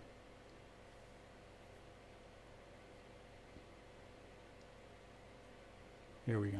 Okay, his index finger, which is just almost on the bottom of the shot here, but I'm gonna throw that in for you. Same thing here. I'm just gonna leave the front of his finger a little bit less. All right, so let's move on.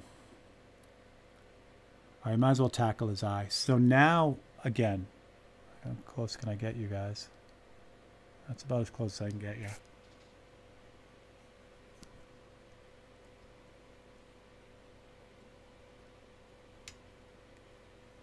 Okay, so now with his eye, same deal here. So I know the top piece here is his eyebrow, which isn't black. It's like dark. So I'm going to start with that. And then I know this is the corner of his eye right here, the second little spike. So I know his eye comes out from there. So now I can start adding the shapes that make up that bigger shape. Same thing with the little shadow underneath the little, I guess the bags of his eyes right here. And then now that I got that in, his eyebrow is a little bit darker, so I can kind of collect that. And of course, Ozzy with the eye makeup on, darker in the back as well. And a little bit darker in the front, like that. So now, even though I had that shape, now I have all the little bits and pieces of his eye in there. Are you going to sacrifice this tad? No, I can't, honey. I got to put that in. Well, I'll show you. I'll do that with the paintbrush. That'll be all paintbrush stuff. Well, mostly I'll show you when we get there. All right, so his nose, same thing here. Like I said, I ignored everything first, like nostrils and stuff. But now that I've got this, I can start by indicating his nostril and then kind of fading in the shadow around it. Same thing with his eye over here. Originally, I just cut out that whole thing with his hair, but now I can darken up that one side where his eye is and then finish out his hair. Like that. And his mouth and teeth, they're pretty dark anyway, so I can just kind of roll in and just kind of paint this whole thing in. This is all pretty much black because it's in shadow. But over here where his mouth is, and that hair is coming across, his mouth actually, you can see his mouth through the hair, the hair that's coming down. So I'm going to paint that in just like that. And then when I go to put this hair in, or the shadow in his cheek, I think it's a little bit of both. It's his hair, but then the shadow of his cheek is right there, like that. And now I can finish up his chin where I started. This is pretty dark, so I don't have to worry about that. Actually, all of his hair is really dark too. So what I should have done with that other black is paint in all the hair. Because now if I'm trying to fill in this area, which I'm not going to do, like these bigger areas here and then down on his body, which I'll show you in a second. If I use this 1 to 20 for this, it's going to take forever to build this up. So I'm not going to do that. I'm going to switch out. But before I do that, I am going to hit this area on his arm. So basically anywhere where there's skin and needs some really tight control is where I use this 20 to 1. And then on areas that just need to be covered, I'll use a heavier paint, like 1 to 5 or 1 to 10. So that's where we're at. Shot in the dark. Nice. Excellent.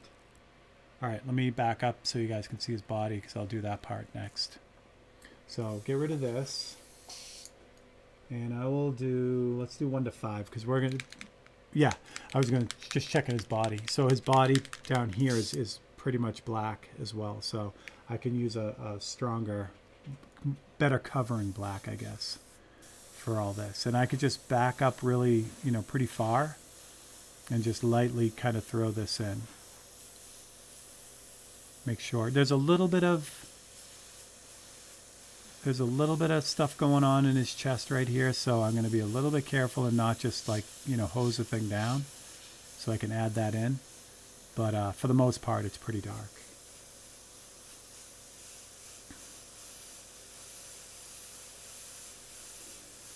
And you can see now that this part of his body pretty much disappears into the background down here. Actually, let me get you a little bit better angle on this.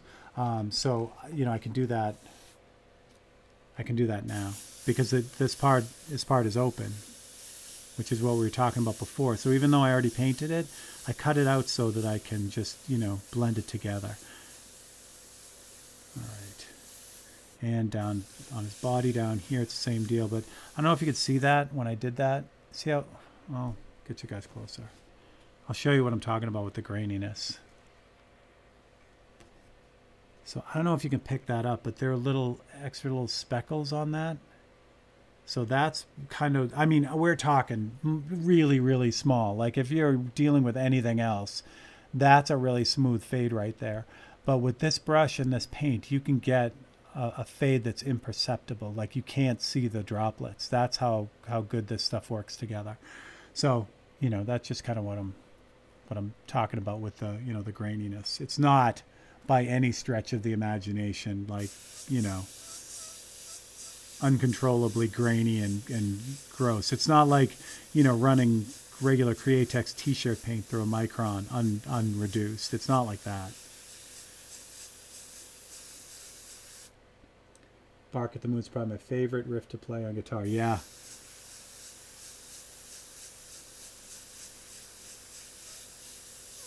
All right, and as it, again, this connection right here where his body was, but it's really dark up top, I'm just going to blend that all out.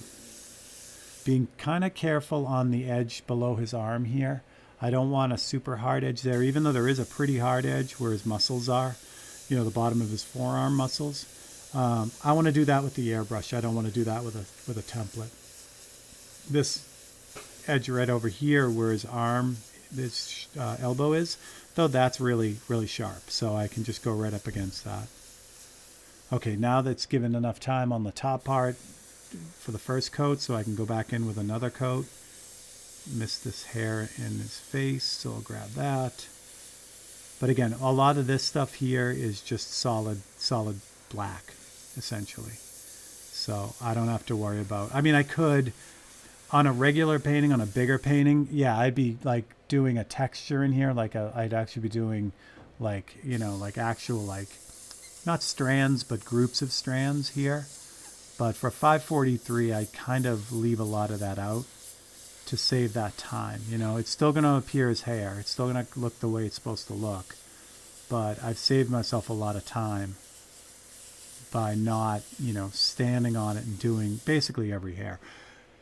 Want to be real careful not to do any of this near the face, though, because that would be a bad thing.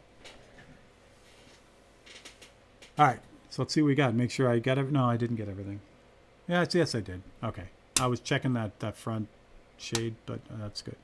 All right, so I'll show you what happens now. When you pull this off, a lot of this is done. Now, the goal here is when you look at this now at this stage, it should look like what it's supposed to look like. If it looks like the guy or girl I'm trying to capture, I'm in good shape. If it doesn't, I'm not overly worried, but still, there's a moment where you got to say, okay, what's not quite right at this point, that it doesn't look like the person it's supposed to be. But in this case, it looks like Ozzy, so I'm happy with that. All right. Yeah, good, Simon. Great. All right, Bill. Now Bill's taking off. All right. Have a good one, Bill. Bill, we got to catch up sometime, man. All right. So now that's done. So we got the background done. The lightest lights and the darkest darks are all done. And the bonus is right now it's starting to look like who it's supposed to look like. So that's a good thing. So there are two ways I go from here, depending on the image. I'll either start using the paintbrush and lock in some of the tighter details, or I'll put in a lot of the medium grays, the really middle grays, to kind of block everything in. It depends on the image, because sometimes you need one to get the other. So sometimes you need the overall soft grays to indicate where your details are going to go.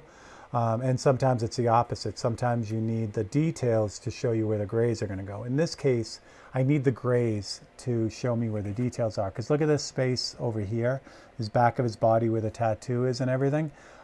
There's nothing there. I mean, I could paint the tattoo and probably be pretty close. But if I laid some of that out with a medium gray, like a light gray, that would make life a whole lot easier for me. The same thing with like the shadow in his arm here, the rest of his hair, that kind of thing. You'll see what I mean. When I spray in that medium gray, it's just going to lock in the rest of it for me. So, very cool. Bill is a good guy. He's going through a lot. His whole family's going through a lot.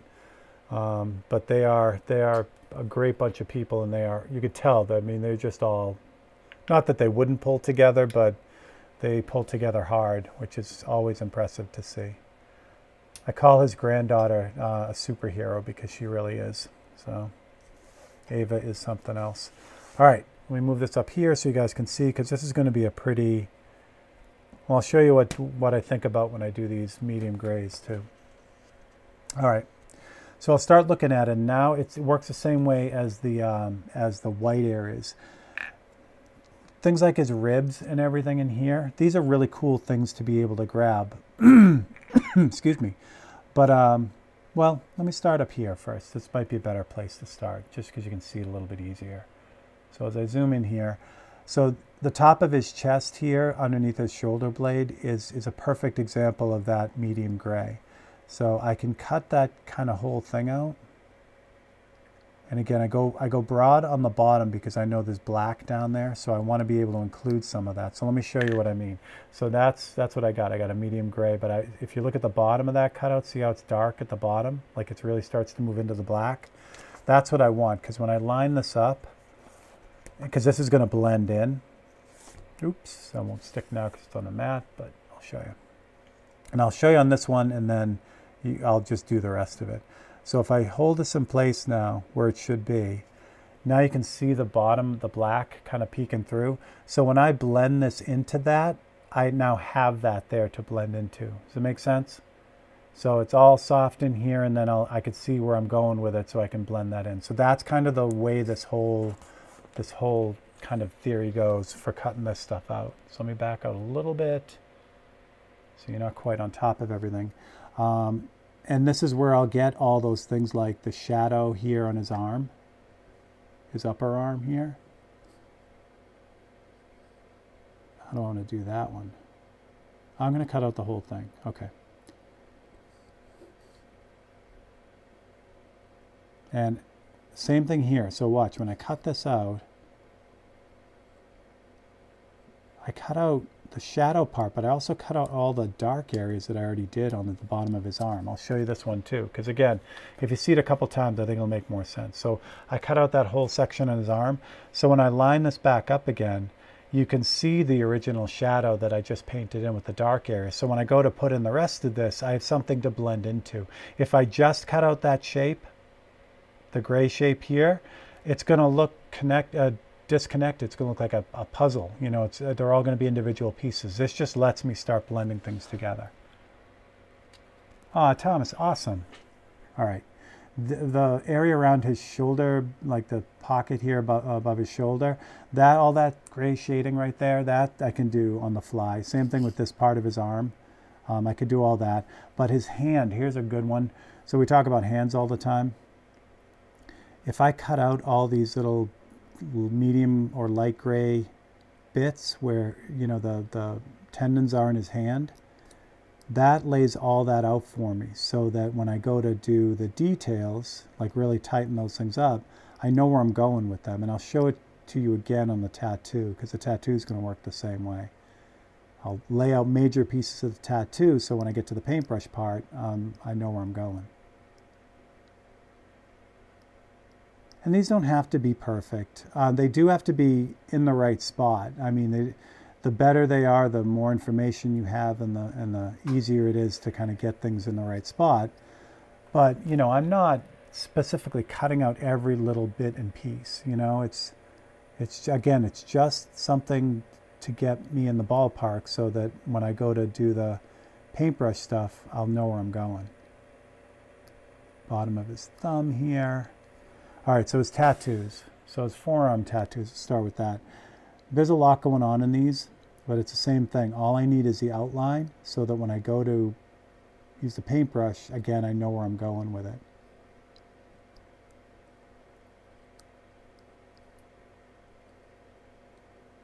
Again, I'm not worrying about what they are.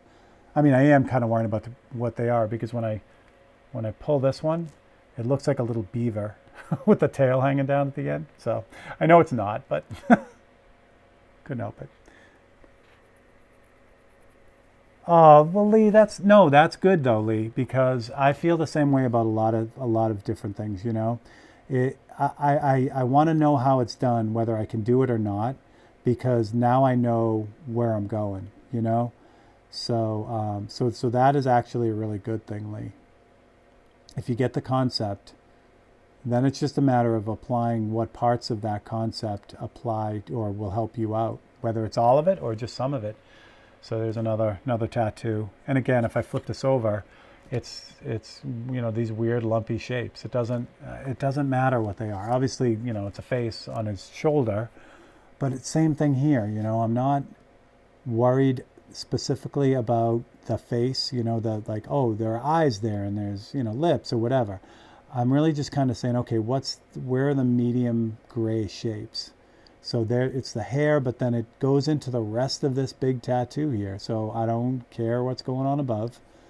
I'm just cutting out that bigger gray shape, because then at the end, I'll be able to kind of piece it together and get things where they should be.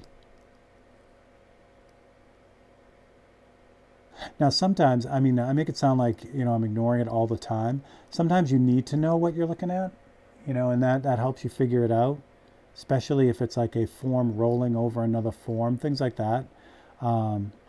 But it's usually a combination of both, and usually this beginning section is much less trying to figure it out as far as, you know, like what it really is. There is a bat wing up there. That is cool. I never realized that. So for his bat wing up here, it's really light. It's just really just see lines. So what I'm going to do is I'm just going to cut. I love this trick. So I'm just going to cut the line work. I'm not going to really cut anything out. And when I spray through that, you'll see those lines there, which will be great. All right, so I really should get some of, well, I'll get her mouth. I can't really do her eyes, because if I do her eyes, then, you know, stuff's going to start falling out, because the eyelashes and everything, or the, you know, the eye shading is so close to the hair. But I'll get the mouth. All right, so I've got his face. I've got all that. Don't need any of that. Teeth are good. Fingers, I want to make sure I get to. So here's another good one too. So there are the, shading on his fingers here. Really all I want are the separation between his fingers to see where they are. And I will connect the dots when I get there. So I think that's good. All right, so his body, these are really subtle here. So I just got to remember that they're subtle when I spray them. But I'm going to put in a bunch of these rib shapes. And I'm sure with Ozzy, one of these is his, extruded liver. Which I can't really say anything because I'm Irish, but here we go. So yeah, so all these these ribs here, I want to kind of put them in the right place. And again, when I spray this, it'll be so light, it'll be ridiculous. But again, it's going to put these things in where they should be. So when I go to airbrush on top of them and put them in, I'll know where I'm going on his rib cage. Alanis Morissette. But Cody, that's all right. Then you just call it Alanis Morissette. So I think that's good. So I'm just kind of checking the reference real quick, looking up at it as I'm going. I think that's good. Oh, what I do want to do, which I can't do on this, I want to spray his entire, all of his hair. But I can't do it on this because I'm too close to the tattoo and other stuff. So I'll get that on another template, I think. Yeah, okay, good. Now, what did I have in there? I had 1 to 5 in there, which is too strong for this trick. So I'm going to have to clean out the brush real quick. That's okay. So we'll line this up first. We'll get this in place. What's nice too, as the farther along you get, the more you can see through this thing. So it makes it easier to line up as you go. Where in the beginning you're just kind of, not guessing, but you're trying to make sure you get everything in the right spot. As you go, it's just easier. Here we go. That's good, right there. Same thing here. Now I can use like 2 or 3 magnets to hold that whole thing down because I'm just going to be like whispering this paint in. This won't be that. Wouldn't that be ironic? Simon, well done. Oh man. All right, I'm going to so you can't see it. Well, you can't see it because you're up above. So I'm going to clean out the B, but I'm going to put rubbing alcohol in this just to make sure I get everything out of this because I really want that paint to be really pure and soft, and I don't want any surprises with this. You'll see. I'm going to put this on really, really light in a lot of places. Almost, like I said, almost like not even there.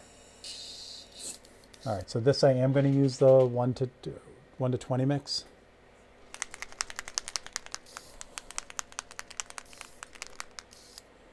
Question is can we finish? Oh, wait. I started at 2, right? This is going to be close. It's going to be close to 2 hours, which is good. All right. Don't you think? Well done, honey. All right. So I have 1 to 20 in here now. So I'm going to start with the ribs first. Again, this is like when I say light, again, I'm just using, let me get you closer for this. And I'm going to flip this up so you can see it when I'm done. So I'm literally just kind of like breathing that in those spots. Just the middle. I'm trying like hard, like really hard to avoid those edges that I just cut out. And then up here on the arm. So let me pull this, or I'm not going to pull it, but I'll lift it up so you can see it. So it's just barely there, right? But now I know where all those little rib parts are. It's all laid out. All right, so now I can work on the slightly darker areas like the arm and tattoo and stuff. These can be a little bit darker and more robust. Again, the 20 isn't going to let me get into too much trouble, the 20 to 1. I'd have to build it up quite a bit to get it really dark, but I am still going to like kind of look at the tattoo and kind of work out the darker areas that I can see in the tattoo now. The other thing I'm going to do before I forget, I'm going to do these lines for the bat wing.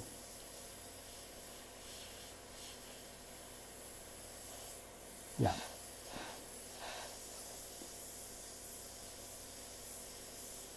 Yeah, it's so easy to get blowouts with like that. It's so easy to get blowouts with this mix. All right, that's good. So now the shadow, yeah, I'm in the right spot. Okay, I want to make sure I'm in the right spot. So the shadow on his other arm is like a two-part thing. There's like this darker area that runs across here. I think it's from the shadow of his forearm. And then it kind of gets light as it goes towards his bicep. And then blends in with this bottom shadow. So again, because I have that bottom shadow all wide open, it's so easy to just blend right into that now. Makes it really easy. Same thing here. On his chest, I know that this bottom part is soft, whereas it rolls in. So I can just start by kind of softening that up, and then I can move to the other stuff. And like the shadow under his collarbone here, you can just start adding those little bits and pieces. All right, his tattoos here, I'm just going to spray in gray for now because these are all just paintbrush stuff. I just need to know where they are. I think that's everything, right? Yeah, because I could do, oh no, his hand. So his thumb, same thing, pretty light. Knuckles, those lines on his, the tendon lines on the back of his hand, I'm just going to kind of keep them pretty light. And that does that. So that's looking pretty good. Again, so now I know where to put the tattoo. I can guess where the eyes are. That's no problem and all that fun stuff. So next thing I'm going to do real quick is the hair. The hair and the back of his arm here, I think, need a little bit of help. But if I get that in, then I can do the back up. If I do the arm and then his hair, then I can use the paintbrush, and we're going to be pretty close to being done. What happened? Oh, top hand too late. Other hand too. Oh, yeah, I did forget that. No, it's not too late. I see what you guys are saying. Yeah, good call. The good thing about this, again, you know what I'm going to do first, though? Let me just zip in. I just noticed this. So there's a little spider web on where his fingernails are. So before I go and paint the lines in, I'm just going to clean that up. Because if I paint the lines in and then try to clean this up, I'm going to erase the lines I just, put in. So I don't want to do that. Here we go. And this is the right one, right? Yeah. Yeah, just got to line it up. I'm not even going to use magnets for this. I'm just going to go for it. Okay.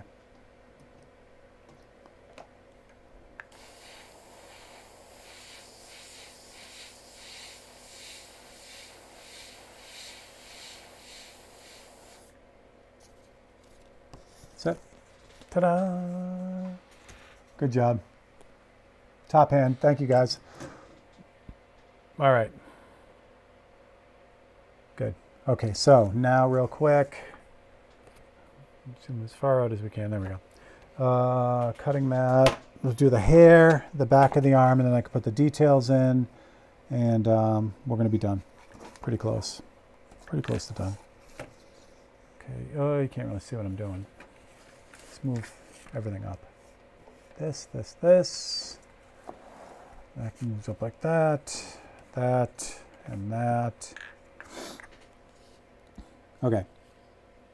So now just ignore everything dark and light, and I'm just going to cut out the entire mass of hair. Do I want to do that? Too late now. I was going to leave the highlights at the top of his head because it's the brightest up there, but I already cut by it, so it's no big deal. I can do that. I can take care of that when I actually airbrush it. And I've got this long, thin hair right here. I've got the one that goes across his face, so I'm just going to cut out the back side of it, this one right here. And then we're kind of, basically this mass here. All right, and I don't have this one yet, so I'm going to cut out this one too. The one that goes into his eye.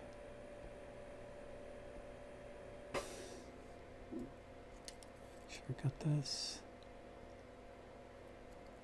Good. And then where does this resolve? I don't know. So his hair then just kind of like gets lost down in this area, so I'm just going to cut out the whole thing. Again, rather than try to figure out, I mean, I know his hair is like probably right here, it ends there, but it blends in so well that I'm not worried about it. I'm just going to be careful not to cut across here because then his whole face falls out and then that defeats the purpose of doing any of this.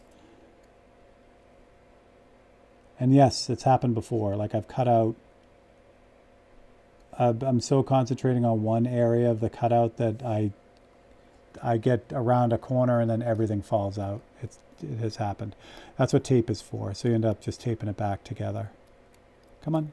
There we go. Oh, it's stuck behind there. That's why. There we go. All right, so there we go. That's his hair. And the other thing I want to deal with was his arm, the back of his arm. So just to kind of add some separation there. So again, I don't have to cut that out. I just have to make the slice so when I get there, I can just fold it up a little bit. Actually, I don't have to worry about it. I can do it right now. There we go, like that. Oh, Lee, as far as, you know, having a whole bunch of it cut out and fall out, yeah. I mean, it does happen. Or, you know, like I try to pull off a cut that's way too close to something else and I end up, you know, just ripping something. So that happens a lot too. It is what it is. You know, I mean, there's not much you can do about that. Just, it happens. So just pivot, you know, just keep going. All right. I kind of don't want any paint on his face, so I'm going to put a magnet on his face. Everything else is pretty much fine. Andre, what's up? Hello. Oh, thanks, honey. All right, so same thing here. I just want really a light indication on the back of his arm here. It's just kind of there. I'm going to get into the muscles in his arms after. I just wanted to kind of get, you know, the start of that. And for the hair, it's the same deal here. I'm not going for like coverage. I just want to get this away from the background gray color that it started out as. So that when I put the hair texture in and paint some texture in and all that kind of stuff, I have something to work with. I have something to start with. I'm not starting off with, you know, the blank gray. You'll just tie it together. You'll see what I mean.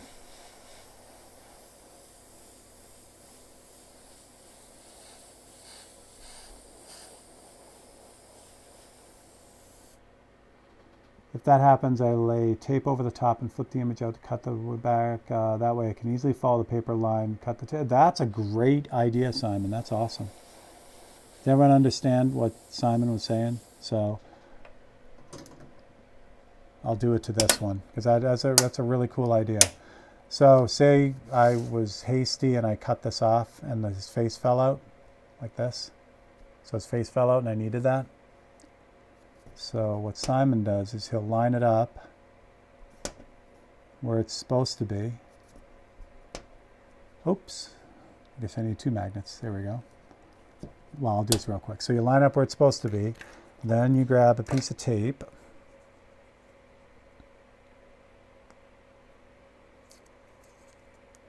To tape it. Drop the tape on and just put it on the middle of it. But then peel this up. Then when you flip it over, where's my cutting mat? My cutting mat, go! Here it is. All right. When you flip it over, now you can see the edges really well. Actually, mine's flopping around. You see the edges really well, so you can trim the tape out and you know exactly where you're going. Excellent, excellent tip. That's really cool, Simon. So when you get it on the front, it's a perfect repair. That's a good one, Simon. Well done. I like that. All right. So there we go, after I did that. So that's what we got. Yes, it looks swimmingly. It's coming out swimmingly, that's what it is. Exactly, maybe practicing technique. Well, Simon, that's good, you know, and that, all the good screw-ups, you know, they lead way to the best techniques for sure. That's a great one. I like it. Every day is a school day. I agree with that too, Lee. All right, and I got some blowout on this tattoo as well. Not a big deal. scratch that off. The bat wings worked out well, though. That whole thing, and the fingers too. All right, so now everything's pretty much locked in now. So I've got it all blocked in, so I can work on some of the details with the paintbrush. And I've only used one sheet of templates. Usually, the weird thing is, so there's always on 543s, there are always 6 images on a standard piece of paper. For the most part, and I can't tell you why, I really almost always use 8 of the images. Excuse me, 8 of the images. So I'll use a whole page. Well, I'm sorry, 7. One will always be the reference. But I'll always have 8 cutouts. It's the weirdest thing. Sometimes it's more, sometimes it's less. Obviously, this time I only used 5 cutouts, but it is weird how it happens. More than not, it's usually 8. All right. Exactly, Simon. All right. Boy. All right. So again, I did a reboot Tech Tuesday on the wet palette, which is that guy right there. I am still in love with this thing, man. Such a good thing. So Red Grass is the company that I ended up buying from, and what a great thing. Just, oh my gosh, I use it all the time, all the time. All right. Saturday was new brush day. I also got my white cotton gloves in, finally. So I have grabbed a new white cotton glove for the painting. It won't stay looking white for long, so don't get your hopes up. But I was saying to, I forget who had mentioned it on the other feed, but so the glove, for anyone who's wondering, the glove just keeps my oily fingers off the painting when I'm working on it.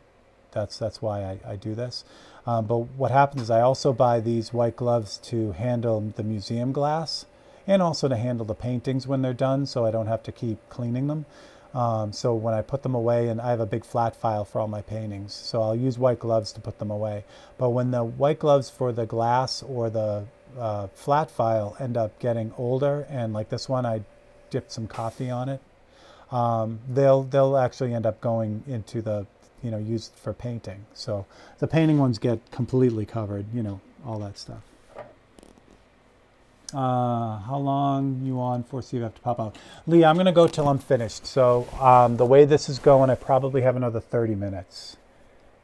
But again, I'm going to put this with the other live streams on my site. So if you miss it, you can always come back and rewatch it. I have it set so that the live chat appears when you rewatch it too, but sometimes it doesn't save, and I don't know why. I got to figure that out because I want to be able to see the live chat after. One, because it'll be easier for me to give stuff away like we do in Facebook. And two, it's just nice to be able to see the live chat when you're rewatching it. I always like that. All right, so I didn't say anything, but you guys get the idea. What I'm starting with right now is just kind of block in like the major, pieces of hair. And I'm building off of those dark areas that I put in originally. And again, this is the same paint. It's opaque black from Createx, and I use the same reducer. So it's 4011 reducer. I have a little cup of it next to the palette or a little reservoir. So I use the same system. So when it's all done, it's all the same stuff.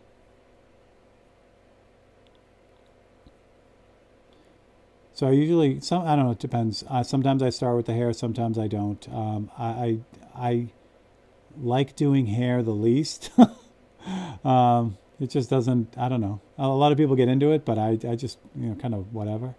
So I usually try to get it done and out of the way first. All right, Lee. Yeah, well, I'll be sticking around for a little while. So all these little, bits and pieces here, kind of start throwing them in.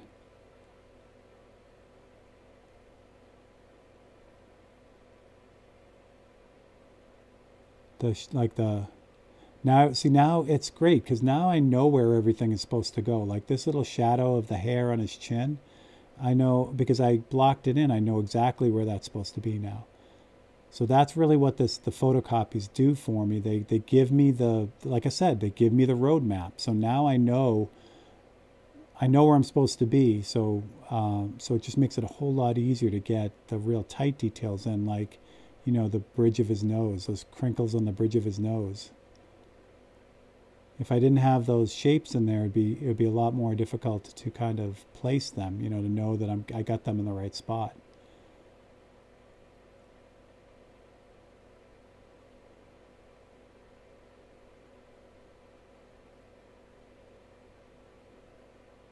And again, it's all general. As long as I have the general shape, then I can refine it both with the airbrush when I'm putting it in, and then especially with the paintbrush. So I can really kind of get, things in where they're supposed to be. Now the thing to remember with this stuff, this paint is not designed to be used with a paintbrush. So it takes a little bit of kind of wrangling to get it to work. I mean, you do have to, again, you have to over reduce it for what it's intended for to get it to run through a paintbrush, but it does work. And again, the nice thing about it in the end is you have a painting that was all done with the same system. So there are no surprises, which is always nice. All right, again, things I can't do with the airbrush, like the crease where his edge of his mouth is, his nose and everything. Those would be difficult to do, these little tiny lines with the airbrush, but because I've got it based with the airbrush and then I lock in a little bit of paintbrush work, it all blends together and looks like the way it's supposed to look, which is good. Oh, you know what I forgot? I forgot the shadow under his nose. I will not do that with paintbrush because if I put that fade in with the paintbrush, you'll be able to see it. It won't look right, so I'll have to drop that in with the airbrush. And I think I want to brighten up his teeth a little bit. Max, I was always taught to do the hard part first and the rest is a breeze. Travis, yeah, Max, I try doing the hard stuff right away while I'm fresh and motivated, then finish the fun with easy. Yeah, that's really good. There's the other side of that, and I learned this from Keith Hansen. He knocks out the easy stuff first because it gives him a sense of accomplishment, like he sees the bulk of it kind of moving forward really fast, and then that gives him the encouragement to do the real nitpicky, tight detail stuff. So that's the other way to think about it too. And so I think both methods have their merits. I think it's just which way you prefer to work. I did learn from a house painter though that you always start painting a house in the back. And I'm like, wait, what? Why? Wouldn't you want to put your best foot forward on the front? And that's exactly why. If you start in the back, you're doing your best work in the back, and then when you get to the front, you have to step it up because now it's the most important. So the whole job looks great. All right. So I thought that was kind of an interesting mentality too. All right. So with the white, I got the white in the brush now. So with the white, what I can start doing is picking out, same thing with the dark. So I'm going to pick out actually this isn't working because it's too reduced. I can start picking out the bright white details. Simon, that's also a good one too. Yeah, there's a lot of ways to, I don't know where the saying came from, but there's a lot of ways to skin a cat. And I think really what it boils down to is, what works best for the style, that you like working in. That's one thing I learned, in teaching, a lot of airbrushing. What I found was people really do learn differently. Like, I'm not the kind of person that can sit and just drill one exercise over and over again. So like if someone's teaching me how to airbrush and they say, okay, do this, this dagger stroke, 1,000 times, and then you'll be ready to go. They're right. If I drill that and I think it was a roll of paper towels, which what it was for the t-shirt guys and girls. So they do one stroke and then they do, you have to do it on an entire roll of paper towels. And then when you're done, you got it down. Well, they're right, but I don't learn very well that way. I'm more of the kind of thing that show it to me and then I'll immediately start applying it in what I'm working on. And yeah, some of it's going to suck while I'm learning it, but at least I'm applying it. That's the way I get it down. And what I found was everyone does learn differently, And I know that sounds obvious, but Yeah, I love it. And I love hearing people's methods, because then if there's a piece of me that can get something like that out of it or get something like that down, I'd be like, oh, yeah, that's cool. So I do like that too. All right, so again, any of the really light details, like on the tops of his knuckles and that kind of thing, I'll throw those in now. I do got to get that little shadow there on his upper lip. I feel like Napoleon Dynamite. So again, I have to airbrush that because if I paintbrush that little shadow underneath his nose, it's going to look really obvious. So what I can use is one of the other cutouts, like this one here. I probably cut that out on another one. I just forgot to spray it. That happens a lot. Let me look real quick. No, I didn't, and I know why. I didn't because it was too close to the spot under his, the shadow under his nose, directly under his nose. So we're going to cut that out real quick. Let's be honest, in this business, it's all tough and takes mad skills and focus. Well, that's kind of true too, but I think that's true with everything, and that we can get into all that too. It's like I know it, I get it. I talk to people who are frustrated all the time. It's like I just don't feel like my stuff is where it should be, and this person's always kicking my ass. And I say this all the time. If you're waiting for the day when you feel like it isn't kicking your ass and there's no one better than you, you're never going to get there. You'll never get to that point. I go through it every day. I see people's artwork and I'm like, holy shit, I have a lot to do. And you know what? If it ever wasn't like that, I'd quit, because then I have a real skewed mentality of the way things really are. There's always going to be people better and worse than you, always. And that's what helps push us on. So, yeah, if you're, I'm not saying don't be frustrated because that's what makes you, work at it harder, but don't let it slow you down. Like I said, I'm frustrated all the time. All right, so there's the cutout. And again, I have that little flap there. Normally on a complex cutout, that would tell me to fade it, but I know to fade it on this one, but, All right, so this is still the right mix. It's 20-1. So now I'm just going to drop in that shadow. It's pretty dark, but I also don't want to go nuts. Like I'll hold up before I think it's done, because I can always darken it a little bit. Yeah, that looks good. I'll leave it like that. I don't want to make it look like a mustache. What do I do with my brush? There we go. So now that that's in, I can darken both sides of that. Like, well, especially where his hair is, that's easy.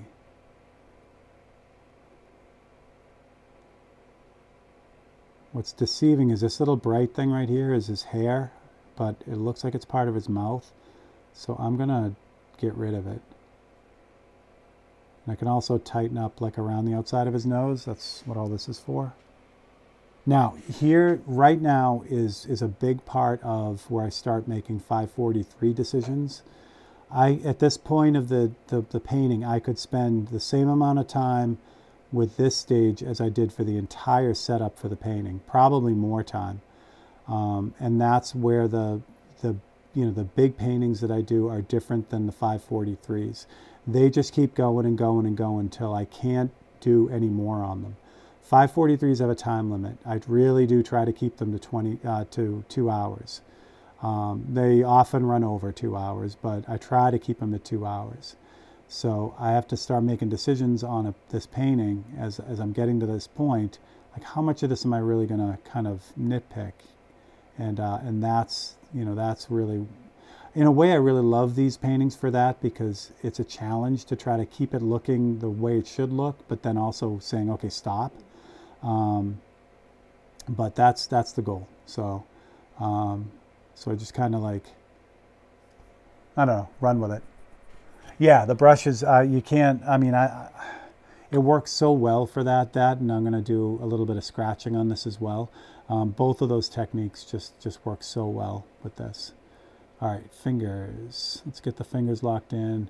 Just indicate the nails. I try really hard not to overly accentuate any of the details on the hands, because they really do show up as like, you're trying too hard.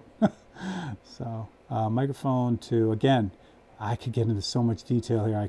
It's killing me not to, but I have to just end up indicating, what's important, I guess. Okay, so I should probably get to his other hand. Oh, it's really dark down there. Crap. Okay, I'm going to have to airbrush his lower hand down here a little bit.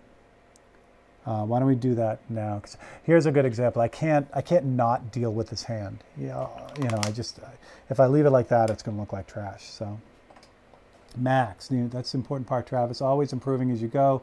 It amazes me to see some artists who you thought were on top of their game actually getting better. Yeah, it's a never-ending thing. And Travis says, I'm not satisfied 80% of the time, but I'm always getting better, especially looking back a few years of my old work. So I accept the mindset. Yeah, and I want to make sure that people get what I'm saying here. You should always be happy with what you're accomplishing. I mean, you can't be like everything you're doing is trash. Not you, Travis. I'm talking about everyone in general, including myself. You can't be too hard on yourself. That's really it. You have to kind of look back and see the progress you're making and be proud of the successes and things like that. But man, always be looking forward. It's just the way to go. All right, so the hand down here. I probably could have cut something out to get this, blocked in, but I'm just going to wing it. Again, now we get into the moment of the game where I just got to kind of get it done. So I don't want to cut any more stencils. I don't want to spend too much time on this. So again, if this was a big time painting where I was spending 20 hours on it, or 40 hours or 100 hours, I would be cutting all these templates out and really locking in all the super tiny details and blah blah blah and all that stuff. But these paintings, again, they need to be done fast so that they stay affordable, really. They stay within the range that, keep them where they are. Because I really like them where they are. So I'll shade on his arm a little bit, since I missed that before too. Get a little bit more shading on his hand. There's a separation between his arm and his hand, which I want to get, but I'll use a template for that. One of these new shiny templates from Air 6 Stencils. Oh, did I really just touch that? What the hell? I could see the fingerprint on it. That was fortunate. Okay. Yeah, honey, again, I mean, I think you're doing the best thing in the world by posting even when you're not overly thrilled with it.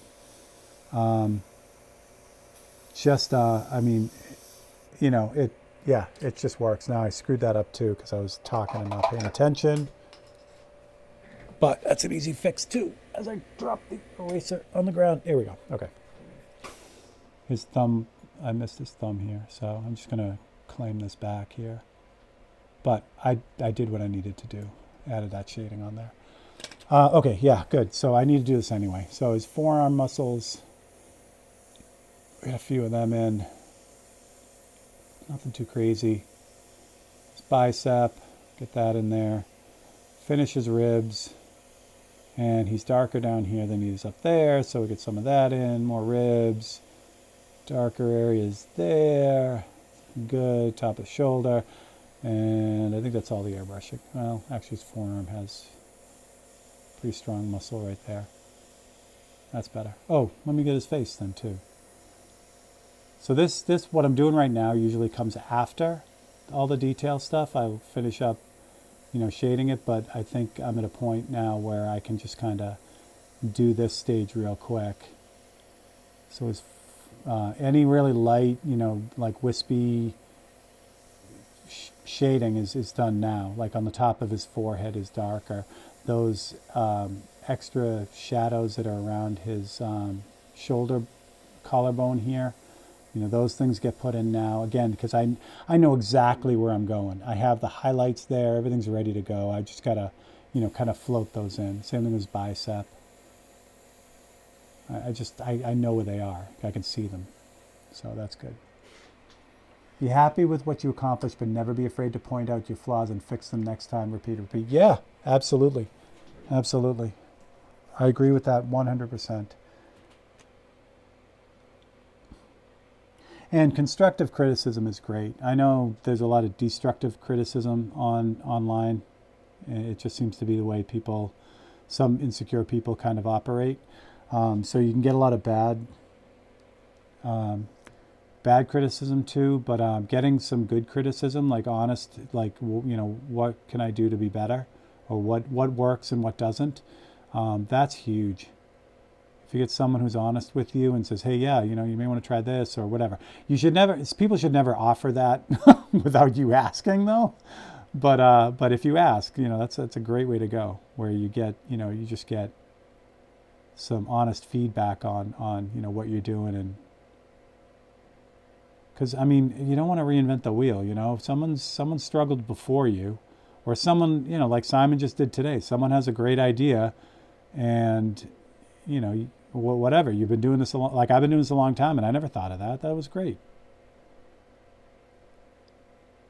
So that's how that happens. All right. So a little bit of that. All right. So we'll get some of this tattoo stuff in real quick, because I think there's some shading on that too.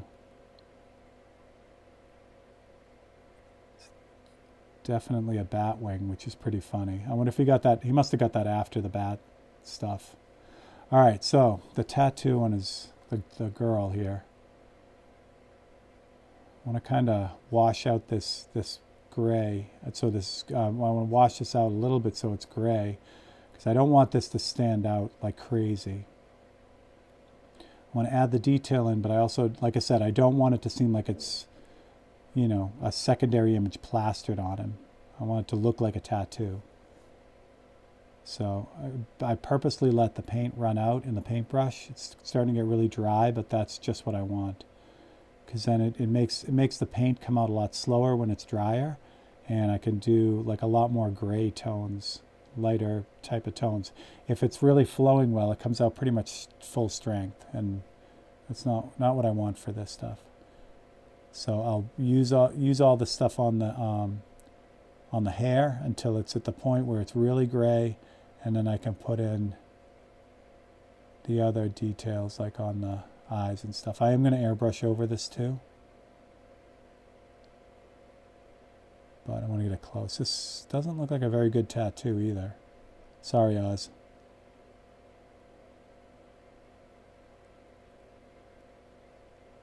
Here we go. Okay. His face looks good. Yeah, a little bit of shading on that I missed, but it's good. I'm always down for constructive criticism, even if it stings a little in the moment.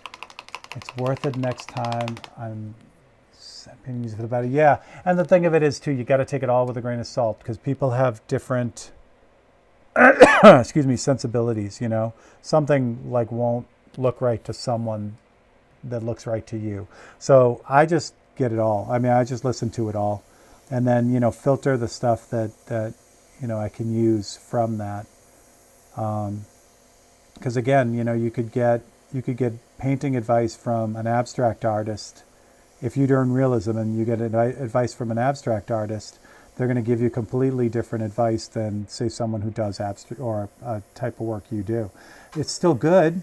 You could probably pick up something from someone who does a completely different style that you could then incorporate into your stuff. But you got to take it all with a grain of salt, really. Filtering is definitely the key. Yeah, that's it. That's exactly it. And the same holds true.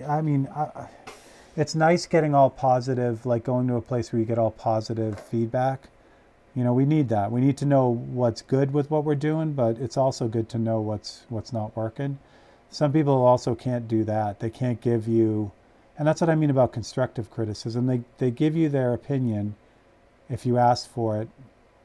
They give you their opinion in order to help you, to make you see something that maybe you didn't see, or try something that you didn't think of trying. And that's really, that's really it. The stuff that doesn't really help much is, when people tell you, that looks great, or, that's perfect. It's nice to hear it. It helps to know what's going right, but it also, doesn't help you improve the things you want to improve on either. All right. My tattoo looks terrible, but again, We're getting to the point where I can't spend a whole bunch of time on it. So whoever wins this on Monday, if someone does win this on Monday, excuse the tattoo, please. All right, what I'm going to do, where did it go? Come on now. Come on now. Where'd it go? Did I drop that too? Hopefully not. I'll use a blade. All right, so with the regular X-Acto blade, I'm just going to scratch out a couple like lighter highlights. Again, on a full blast painting, it's layer and layer and layering of this. So I'll do this, then I'll airbrush over it, then I'll paintbrush over it, then I'll scratch some more, then I'll airbrush over it, then I'll paintbrush over it, I'll scratch some more. It's just back and forth and back and forth, and that layering really does, like it looks like real hair when it's done, that kind of thing. So again, for a painting like this, just, can't get that kind of, attention, but it's okay. You just put enough of it in and it'll work.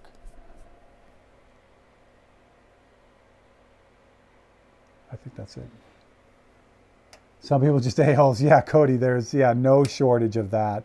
And again, for me, when I see someone tearing someone down, or when someone's torn my stuff down, basically what it is if someone's doing that to be destructive and not constructive, they're doing it because there's something wrong with what they're doing, and they're taking out their frustrations on that person, the person they're criticizing.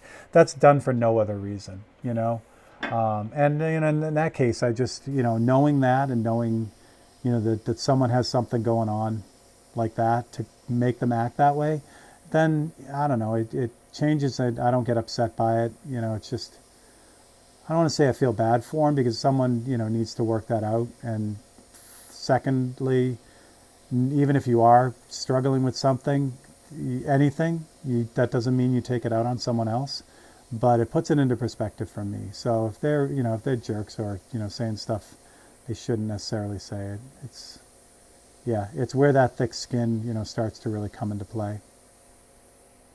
All right, I'm going to spend a little bit more. This should be a lot darker.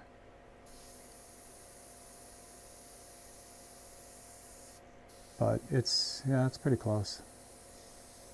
Same thing down here. All these little indications, and the bottom of his hand needs to be softened up too. I badly need to practice hair. Often I get too caught up in it and end up painting too many strands rather than just painting the shapes. Yeah, Simon, that's a huge thing too. Yeah, it's seeing it in groups. So Simon, what I was doing here today is a good start. If you block in those big areas of light and dark with cutouts, and force yourself to see those big areas, it'll go a long way in kind of like keeping you from just painting strands. If you start out with with the whole area and just start painting strands to get your values, it's gonna take you forever, and it's gonna look like a bunch of strands. When I have nothing nice to say, but people get some kind of superiority complex. Egos are always in play. Yeah, and like I said, as far as that goes, honey, it's like anyone who's going to be doing that, I don't need any information from anyway. Really, even if they have information that I can use, I'd rather get that same information from someone who isn't a dickbag.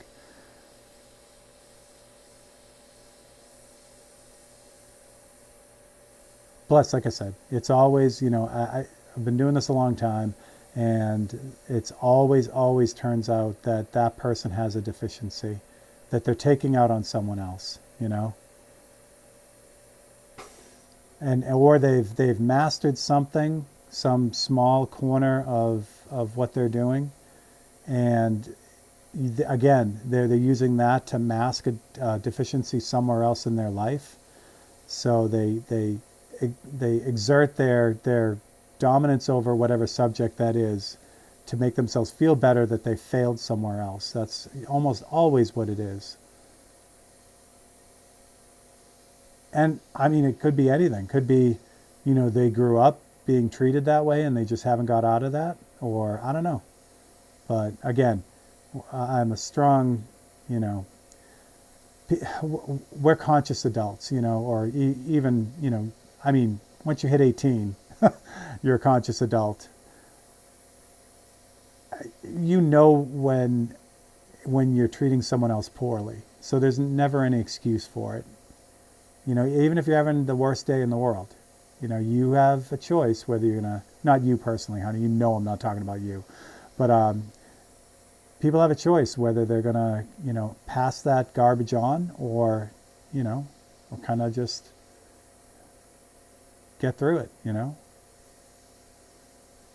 Got to do between his teeth too, but it's getting there. So these paintings, as they get near the end, it's the less paint, I mean, it takes less paint to make more of an impact, which is fun, but it's also scary at the same time. Like I could keep picking at this. At some point on this thing, it's going to go sideways hard because, you know, I'm doing too much to it, or, you know, trying to get something that I think I see there, but it really isn't. So there's always that moment where you're like, okay, stop, you know, just stop. What else we got? Or painters who deny airbrushes in art. Yeah, that's another one, Manic. Good to see you, Manic. I didn't see you when you jumped on. It's nice getting compliments, but I'd rather get better and hear what I'm not doing. Then again, most people are not artists and can't offer too much constructive criticism. Yeah, that's a good one too. You're right. In which case, yeah, like I said, there's always people who are just going to say, oh, that looks nice. And that's fine. That's great. So, again, and we need that. We need to know what's going right with our art just as much as we need to know what we have to improve on. You know, you don't want to you don't want to get constructive criticism all the time because then you'll feel like you're not getting anywhere. But, yeah, it's true. What else we got? What am I say? I got that one. Absolutely, blocking the lights and darks of hair is something I'll definitely be taking away from this video. Good, Simon. Yeah, yeah. And you know, like I said, there are a ton of people that have some great systems for doing hair, and the more you kind of absorb and get down from people, the more tools you'll have in that toolbox to find the way that works best for you, for sure. What else we got? Painters that deny airbrushes in art. Manic, fortunately, I've been running into that a lot less than I did in the beginning.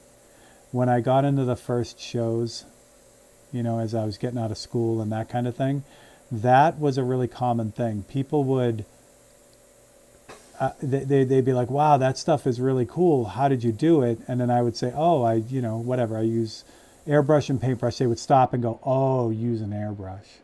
Meaning it's some kind of like magic wand. Especially when I was in the aviation, when I was doing a lot more aviation art and I was in that group. Those guys, well, a lot of them used airbrush. They for some reason thought, I ran into more of them that thought it was a cheat, which is ironic because at the time Drew Blair was like in his stride when I started. You know, he was doing all that aviation stuff and all the Star Trek stuff, and it was all, you know, Drew's Mr. Airbrush, right? But yeah, it was something that I got a lot. It was like, oh, like again, they didn't understand the tool and assumed that it was some sort of like magic wand and some sort of cheat. I'm like, no, trust me, it's probably harder.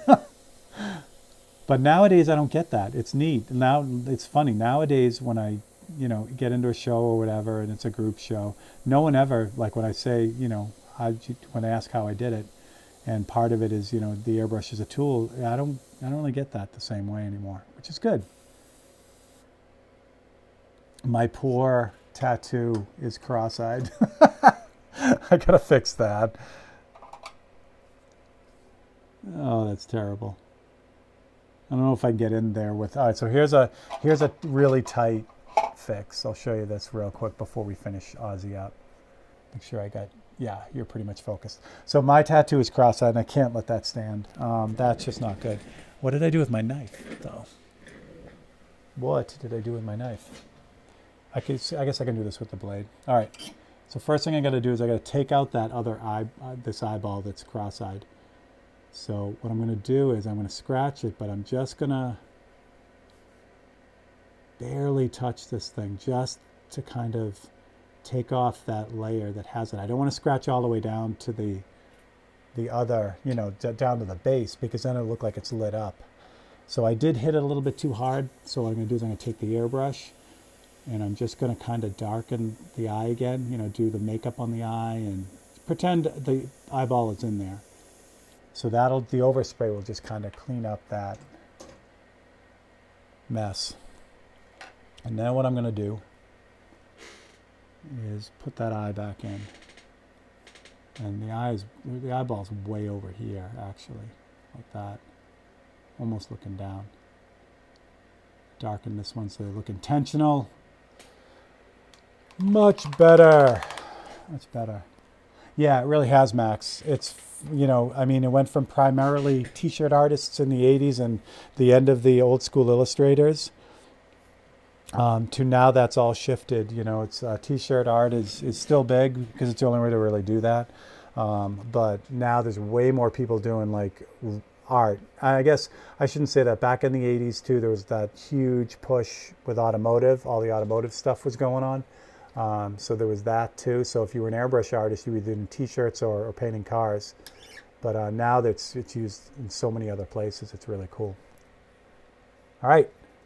So there is, I'll back you guys up so you get the full effect. You're probably about 12 inches away right now, which is the normal viewing distance for a 543. And that's what we got. So, one more important thing. 2-1. I must sign this 543. Again, trust me, I'm looking at this thing and it's killing me. There's all kinds of stuff I want to do to it, to make it better. But I'm not going to do that because, again, it defeats the purpose of what it is. And one of the other things, real quick, as I'm getting ready to sign this thing, if you're looking to challenge yourself in anything, a great way to do that is to limit yourself. Limit something about what you're doing. So for this, it's time. I got to get this done in a certain amount of time. It makes you more creative.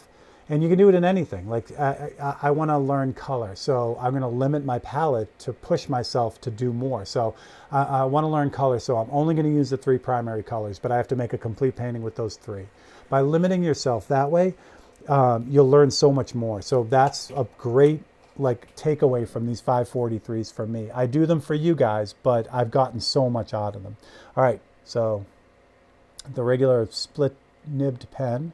This paint is also Createx. It's opaque white, but it's reduced 2 parts paint to 1 part reducer. I just load up the underneath and then I put a little bit on the top to get the well filled, get this flowing, and sign away.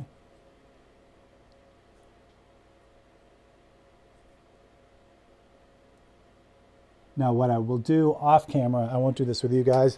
Oh, as I whack the camera on my head. I'm going to peel the tape and then I'll spray this with 2 to 3 coats of UVLS satin, and then this will be done. So you guys, you have a jump start on Monday now. You've seen one of the paintings, and that's what we got. All right, let me jump back to that camera. So I'll get this camera out of the way. I love this camera. Oh my gosh, so worth it. So worth it. All right. There we go. So that is the Thursday. I'm glad you guys are here. That was a lot of fun. And that's 543 World. So I got, that's the first one I finished. So I still got 4 more to do before Monday. And I'm going to try to get them done by tomorrow, so I don't have to do them over the weekend, because that's the goal. We like to have a weekend, and that's how it works. So thanks for coming by. Thanks for hanging out. To all my friends who are out at SEMA, hope you guys and girls are having a great time. Hope you're being safe. That's what I got. If you haven't checked it out yet, the newest installment of the Harley painting is up this morning. So go check that out. That's about a half an hour of mind-bending rust painting if you want to know what the other side of the spectrum is for these paintings. When if they don't take 2 hours, that's going to be a good one. So I've already got 5.5 hours in on that, and I've just barely got the front fender done on that bike. So that's fun. But it's going to be a good painting when it's done. It'll be a really involved painting. So I've gotten the proofs in for the Island Creek cards. I don't think I might get them in time. I'm going to get a short run of them in before the holidays. So if you would like them, there's going to be a very limited supply of them on the website, and I will make an announcement for those who might want a pack of those. And then I'll get the the prints done as soon as I can. They'll probably be after the holidays, unfortunately, but we'll see what we can do. So that's what I got. So thank you all for hanging out on this Thursday. Come back Monday so you can see the rest of them. And that's what I got. All right, guys, have a great weekend. Thank you for hanging out, and I will catch you guys the next time.